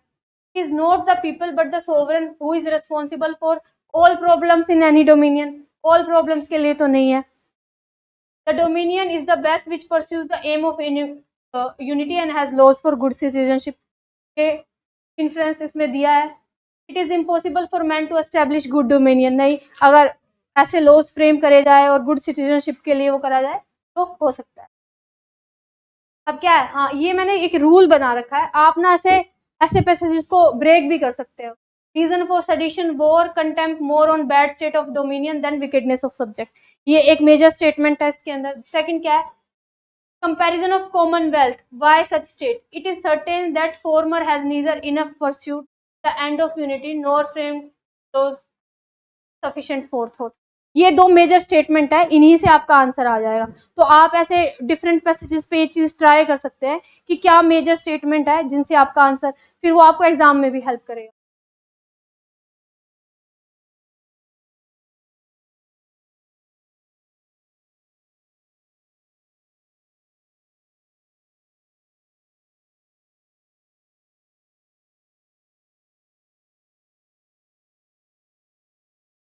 हाँ, मैसेज आपको पता ही है मैसेज में होता क्या है. Information conveyed from 1%. Messages can be verbal, non verbal, किसी भी टाइप का मैसेज हो सकता है.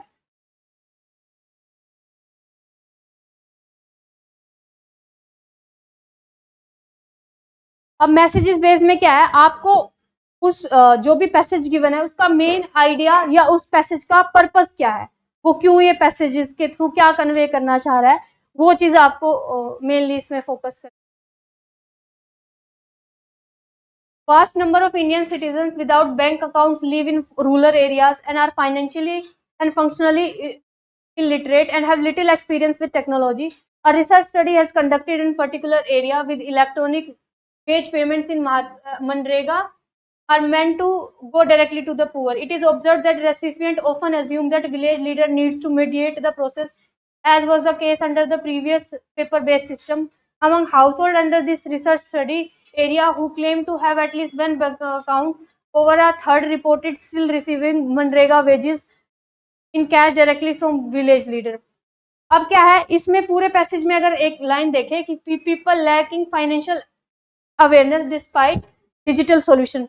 डिजिटल सॉल्यूशंस तो आ गए, लेकिन फिर भी क्या है, उन लोगों को लगता है कि अभी भी विलेज लीडर के थ्रू उनको पेमेंट मिलेगी इन कैश, बैंक अकाउंट के बाद भी कैश प्रेफर कर रहे हैं. तो पूरा आइडिया क्या है इस पैसेज का अगर देखा जाए कि डिजिटल सॉल्यूशंस आ गए लेकिन लोग अभी भी डिजिटल नहीं हुए हैं. ठीक है, उनकी मेंटेलिटी जो है या फिर एजुकेशनल लेवल पे या क्या बोलते हैं लिटरेसी के लेवल पे उतना फोकस नहीं करा गया है. मनरेगा should be extended only to those who have a bank account. क्या ये मैसेज है? नहीं है. The paper based system of payment is more effective than electronic in present scenario. ये भी नहीं है, क्योंकि इफेक्टिविटी की बात नहीं करी गई. The goal of electronic wage payment was not to eliminate mediation by village leaders. नहीं, it is essential to provide financial literacy to the rural poor. तो ऐसे वाले पैसेजेस में आप एक देख लेना कि एम क्या है इस पैसेज का, वो कहना क्या चाह रहा है, एक मैसेज सेंट्रल आइडिया क्या देना चाह रहा है. इस पूरे में सेंट्रल आइडिया उसके स्टेटमेंट से यही था कि फाइनेंशियल और फंक्शनल इलिटरेसी है, और वो कैसे किस किस फॉर्म में है. उसने एक रिसर्च स्टडी बताई मनरेगा वाली, और उसके वो फिर एक केस स्टडी आपके सामने प्रेजेंट करी. उससे आप क्या कि उनको फाइनेंशियल लिटरेसी देनी चाहिए.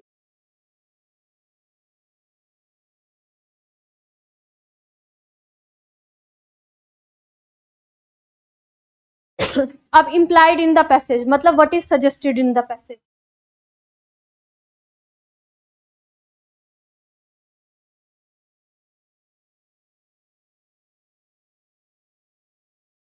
The government's new economic policy is designed to stimulate growth. However, critics argue that policy will lead to increase inflation. Question: क्या imply करना चाह रहा है author? The author support government policy because it will stimulate growth. कहीं पे भी mention नहीं है कि whether he is supporting or not. The author opposes the policy because it will lead to inflation. The author is neutral on policy. Next क्या है? The author is unsure of policy effects. Correct answer is B. The author implies that policy is a bad idea because it will lead to inflation. क्या है? However, critics argue that उसने अपना point रखा है कि critics ये बोल रहे हैं कि क्या है, it will lead to inflation. तो second idea. The resolution of bankruptcy cases of Indian banks under Insolvency and Bankruptcy Code should help bring NPA situation under some control. Despite the slow pace of resolution by National Company Law Tribunal, the code can be helpful in cleaning up bank books in future credit cycle. Slow pace. Recapitalization of public sector banks too can help in increase the capital cushion of bank and induce them to lend more and boost economic activity. But a bad debt resolution and recapitalization are only a part of solution, as they by themselves can do very to rein reckless lending that has pushed Indian banking system into current sorry state. Unless there are systematic reforms that address the problem of unsustainable lending, future credit cycle will continue to stress the banking system. Lending by banks should be closely monitored and regulated by central government. ये कहीं पे भी mention नहीं है central government क्या है regulate करेगी तो वो हो जाएगा या फिर क्या है it is due to lack of regulation by central government क्या क्या है बैंकिंग के पार्ट पे कि वो रेकलेस लेंडिंग कर रही है तो उस पार्ट पे फॉल्ट है increase interest should be kept low as to induce bank to lend more and promote credit cycle therefore boost reckless lending की वजह से ये चीज है merger of banks into larger bank long term solution to make viable ये भी नहीं है Indian banking system require structural reforms as long term solution to bad loan उसने बताया कि रिकैपिटलाइजेशन भी चाहिए रेकलेस लेंडिंग को भी रिड्यूस करना पड़ेगा और भी जो उसने बताया वो सारी चीजें तो यही एक लॉन्गर टर्म यही इम्प्लाइड मैसेज है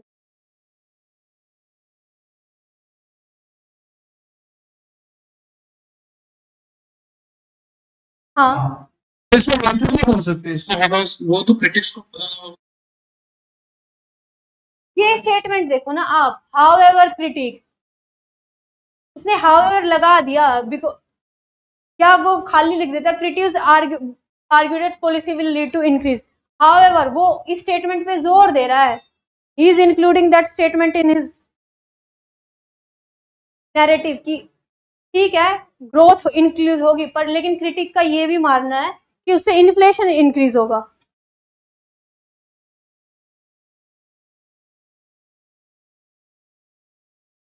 नहीं वो अनश्योर नहीं है अगर वो अनश्योर होता तो मतलब वो इसके आगे लिखता उसने क्रिटिक्स को इसलिए क्रिटिक्स की बात इसलिए रखी है ना because he is of opinion that this is true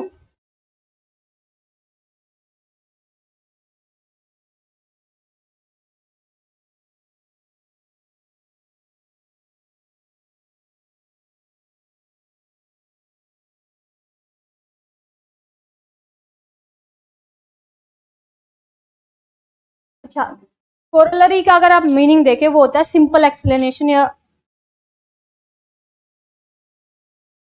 flamingos in large flock in wild are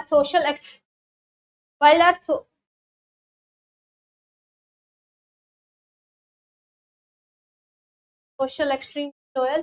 They perform group mating dances. Parents are fond of their chicks, gathering them into creches for protection while both males and females fly off for the search of food. अब इसका simple explanation क्या हो सकता है mass nesting in species all species of the bird is essential to ensure the complete survival of offerings हमें पता नहीं सारी स्पीशीज में मास नेस्टिंग होती है या नहीं बड़े ग्रुप से छोटे ग्रुप में आ सकता है लेकिन छोटे ग्रुप से बड़े ग्रुप में only birds have capacity to develop social behaviour ये भी गलत है social behaviour in some species of bird increases the odd of survival yes ये बिल्कुल है क्या है कि all species of bird setup ये भी गलत है सिंपल एक्सप्लेनेशन इसका क्या हुआ कि एक टाइप का बिहेवियर है उसकी वजह से क्या है जो सर्वाइवल चांसेस है वो बढ़ जाते हैं किसी पॉपुलेशन और कर लेते हैं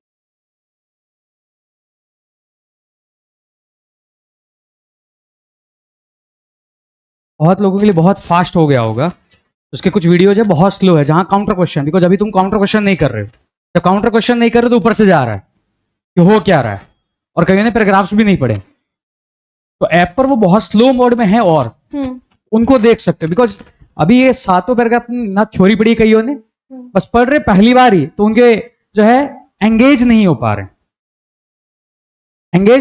रहे वो स्लो वीडियो से एक्चुअल में एग्जैक्टली पता लगे क्या है बिकॉज अभी तुम काउंटर क्वेश्चन ही नहीं पूछ रहे हो जो एक्सप्लेनेशन है वो क्या है बस सुन रहे हो जबकि कॉम्प्रेंशन में वो थॉट नहीं बनेगा जब तक तुम्हारा क्या नहीं होगा काउंटर क्वेश्चन नहीं होगा क्योंकि वो फिर अज्यूम ही नहीं कर पाओगे और सेम चीज जीएस में भी है एक बार एक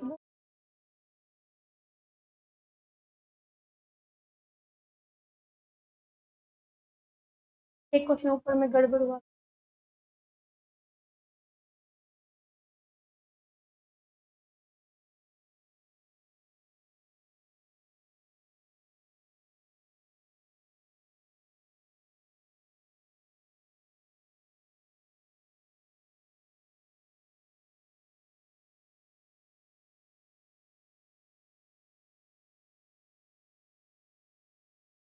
टर्म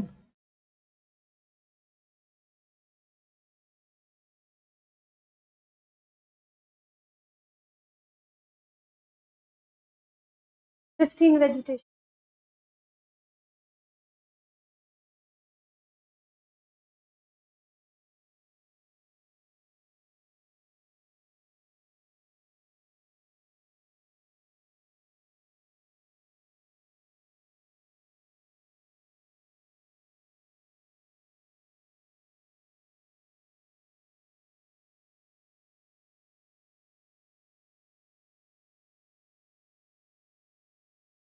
ये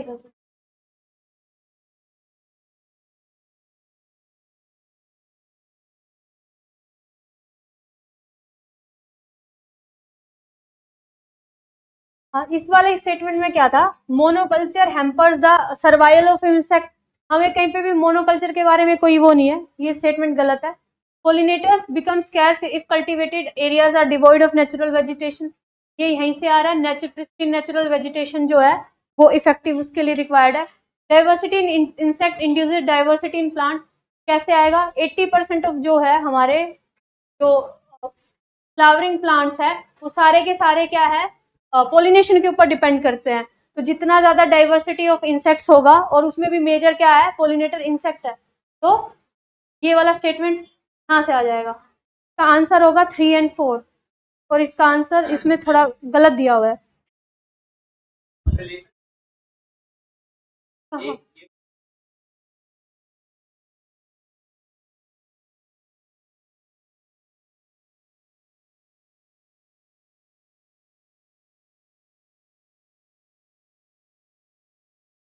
ये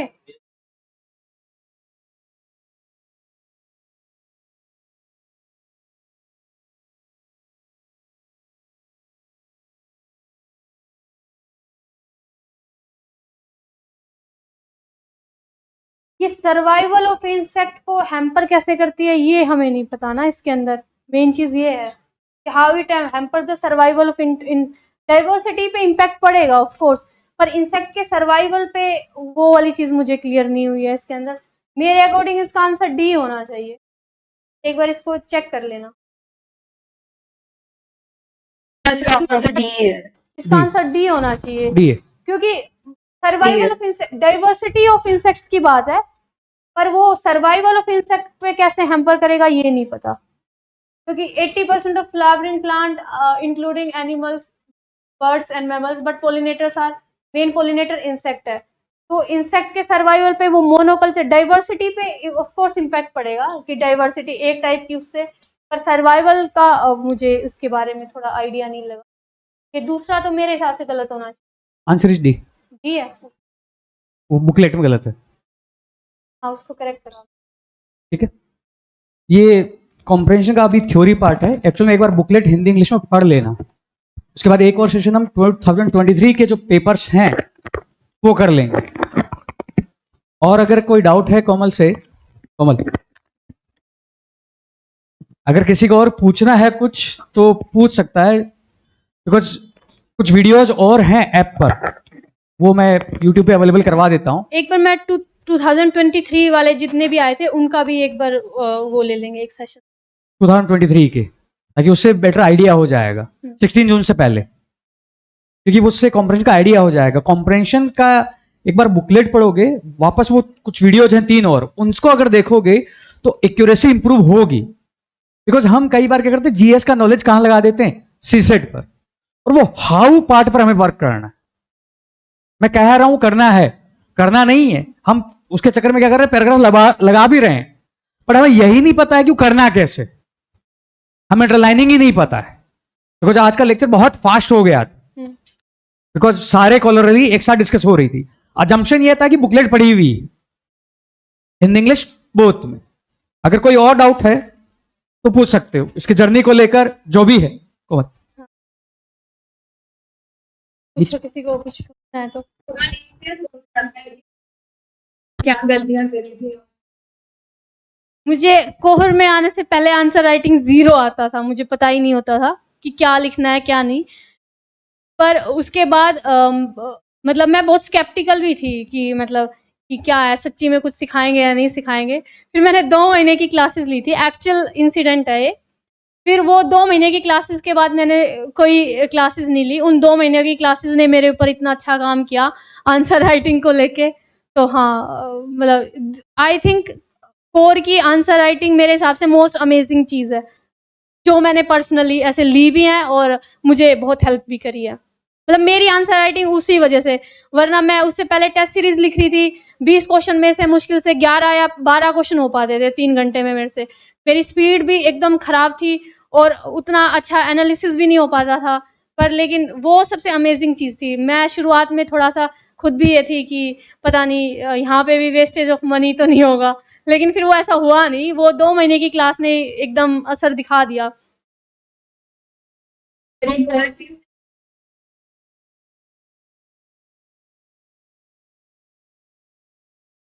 मार्केट के कंटेंट से बचो, बस दूर रहो जितना हो सके ना।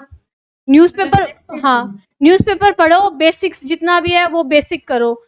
उसमें क्या है, वो एक लूप है और एक वो मतलब बहुत ही डोमिनो इफेक्ट क्रिएट करेगा। आपने एक चीज पढ़ी, फिर आपको लगेगा अरे ये इसमें मिसिंग है, ये और पढ़ो। नहीं, मतलब मेरा यही रहा था। अमित सर जो भी शेयर करते थे, चाहे वो सेकंड एआरसी को लेके उन्होंने अंडरलाइन पोर्शन शेयर किया था, सिर्फ उतना उतना पढ़ लिया। ऐसे तो जो सर ने क्लासेस करवाई थी मैंने सिर्फ उससे ही किया। ऐसे का मेरा पहले भी स्कोर अच्छा रहा था, इस बार भी ठीक रहा, उतना अच्छा नहीं रहा, 119 है, पर ठीक है। तो वो ही मैंने उसी पे फोकस किया। मैं ज़्यादा मटेरियल पे गई नहीं, ना तो टाइम था इतना ज़्यादा और ना ही इतनी ज़्यादा एनर्जी भी थी कि मैं इतना उस पे वो करूं।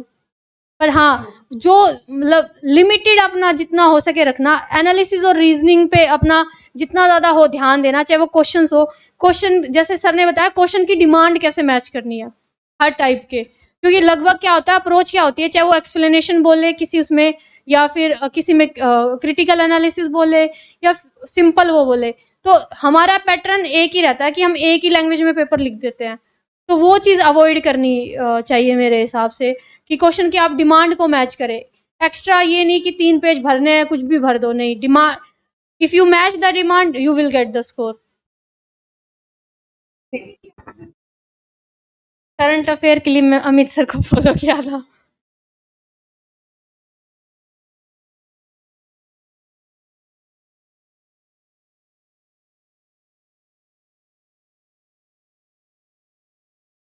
नहीं, मतलब न्यूज़पेपर पढ़ो जितना ज़्यादा हो सके। 365 अगर करनी भी है तो जैसे उसकी कर लो, साइंस वाली कर लो, साइंस की, या फिर और तो किसकी, मैंने तो नहीं करी थी। मैंने साइंस की थी पीटी 365, उसके अलावा नहीं, मैंने और नहीं करी थी। नहीं, देखो सर के वो, मैं ये नहीं कह रही सर के नोट्स पे स्टिक रहना, नहीं नहीं। आपका बेसिक बहुत स्ट्रॉन्ग होना। मेरा ये होता था, मैंने 83 क्वेश्चंस अटेम्प्ट करे थे और मेरा आई थिंक 102 स्कोर बन रहा था, ठीक है। तो एक्यूरेसी लेके आओ। आपको बेसिक पता है कि इस चीज से क्वेश्चन, जैसे इकोनॉमिक्स से 23 क्वेश्चंस जरूर आते हैं। तो मेरा ये रहता था कि मैं इकोनॉमी वाला पोर्शन बहुत अच्छे से करके जाऊं और वहां पे मतलब मुझे जो है मैक्सिमम मार्क्स मिले। तो ऐसे मैंने हर पोर्शन में बना रखे थे। बाकी करंट का कुछ तो बिल्कुल ही वो आता, वो किसी को भी नहीं आता, वो मैं छोड़ देती थी। तो आप बेसिक फाउंडेशन स्ट्रॉन्ग करो। वही आई थिंक सर भी हमेशा यही चीज बोलते हैं कि क्योंकि जो बहुत ज्यादा डायनेमिक है, आप उसके उसके भरोसे नहीं जा सकते। आप भरोसे उसके जा सकते हैं जो आपको पता है थोड़ा स्टैटिक है, कंपैरेटिवली स्टैटिक है, आप उस पे ऊपर जा सकते हो। बाकी मेजर इवेंट सर आप अपनी मतलब टेस्ट सीरीज में भी कवर करा सकते हैं, करा देते हैं। तो मैं उन चीज़ों पे फोकस करती थी। जैसे सर ने जो सर की जो टेस्ट सीरीज चलती है, 15 टेस्ट थे शायद, तो उनमें जितना भी था वो मैंने सारा ऐसे, जो मेरे से नहीं हुए थे उनका मैंने ऐसे शॉर्ट में नोट बना लिया था, 1-2 चीज़ें लिख ली थी। तो वही चीज़ मैं फॉलो करती थी, क्योंकि बहुत वास्ट हो जाता है और फिर उसको पढ़ने ना पढ़ने का कोई फ़ायदा नहीं रह जाता।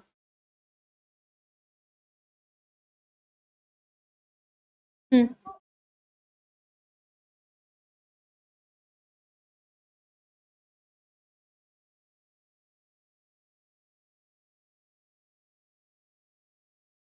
हम्म देखो कितना एक्स्ट्रा पढ़ोगी।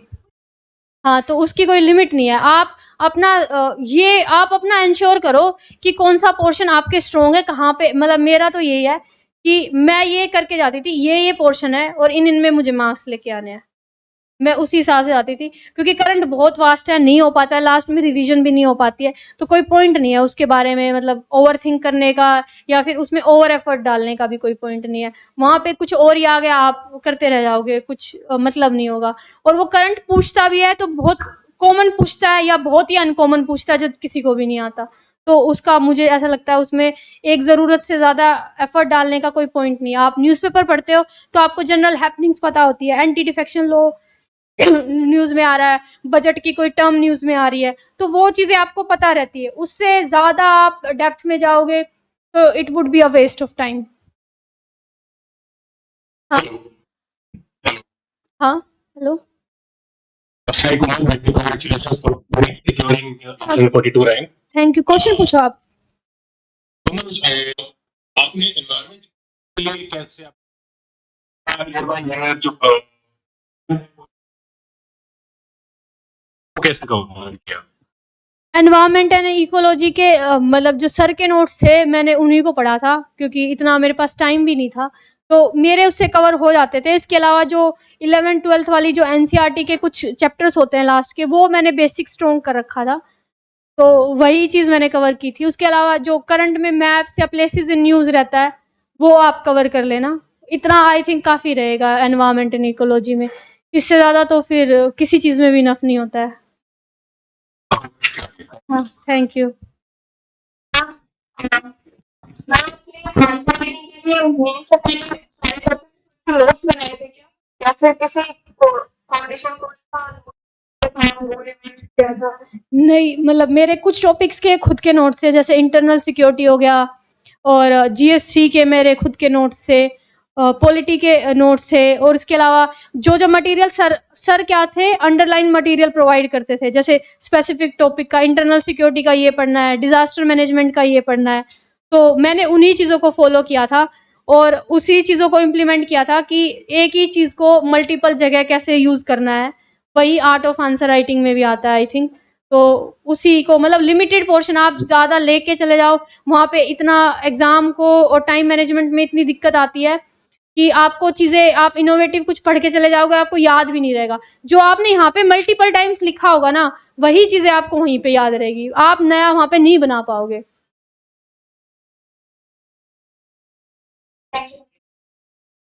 किस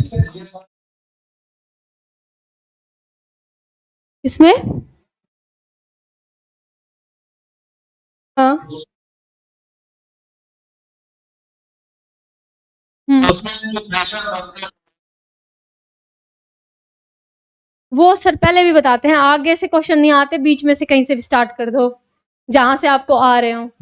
उसका यही है, क्योंकि अगर आप पहले 5-6 क्वेश्चंस में वो हो जाओगे, फिर उसके बाद आप कॉन्फिडेंस लूज कर जाओगे। तो मेरे हिसाब से मतलब ये सर क्लास में भी बताते थे हमें कि जहां से भी मतलब आपको स्टार्टिंग के 4-5 क्वेश्चन नहीं आ रहे, स्किप कर जाओ, बीच में से कहीं से भी खोल लो जहां से आपको लगे हाँ ये आ रहा है मुझे, और वहां से करना स्टार्ट कर दो। वो फिर मोमेंटम दे देता है आपको, फिर आगे आप अपने आप कैरी ऑन कर लेते हैं। और कोशिश करना, जिस हिसाब का पेपर आ रहा है, आप कट ऑफ भी देख रहे हो इतनी लो आ रही है, एक्यूरेसी मेंटेन करो। मतलब आप, जैसे मैंने 82 ही क्वेश्चन किए थे, लोग 90-95 क्वेश्चन करके आते हैं। तो और भी यहाँ पे जितने भी, जैसे स्वाति, विनीत वगैरह सब लोग यहाँ पे रहे हैं जो जिन्होंने इंटरव्यू दिया है, तो उन लोगों ने भी यही किया था कि वो भी एक्यूरेसी पे ही काम करते थे। मतलब उनके भी आप काउंट पूछो क्वेश्चन के, तो मुझे नहीं लगता किसी के भी 85-87 से ज्यादा रहते होंगे। 90 प्लस तो कोई रेयरली करता होगा। तो आप एक्यूरेसी के ऊपर काम करो जितना ज्यादा हो सके ना, कि आप मिस्टेक्स को मिनिमाइज करो, और ऐसे क्वेश्चंस गलत ना करो जो सभी ठीक करते हो, उसमें फिर आपका बेसिक फाउंडेशन आ जाता है। हाँ,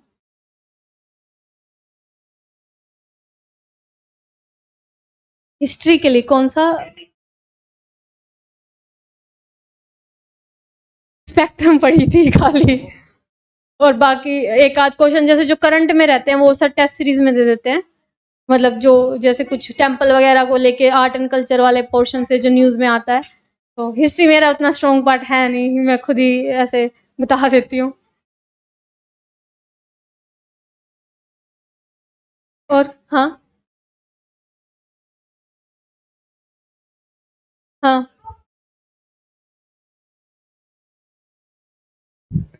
उसमें बस सोचना बंद कर दो।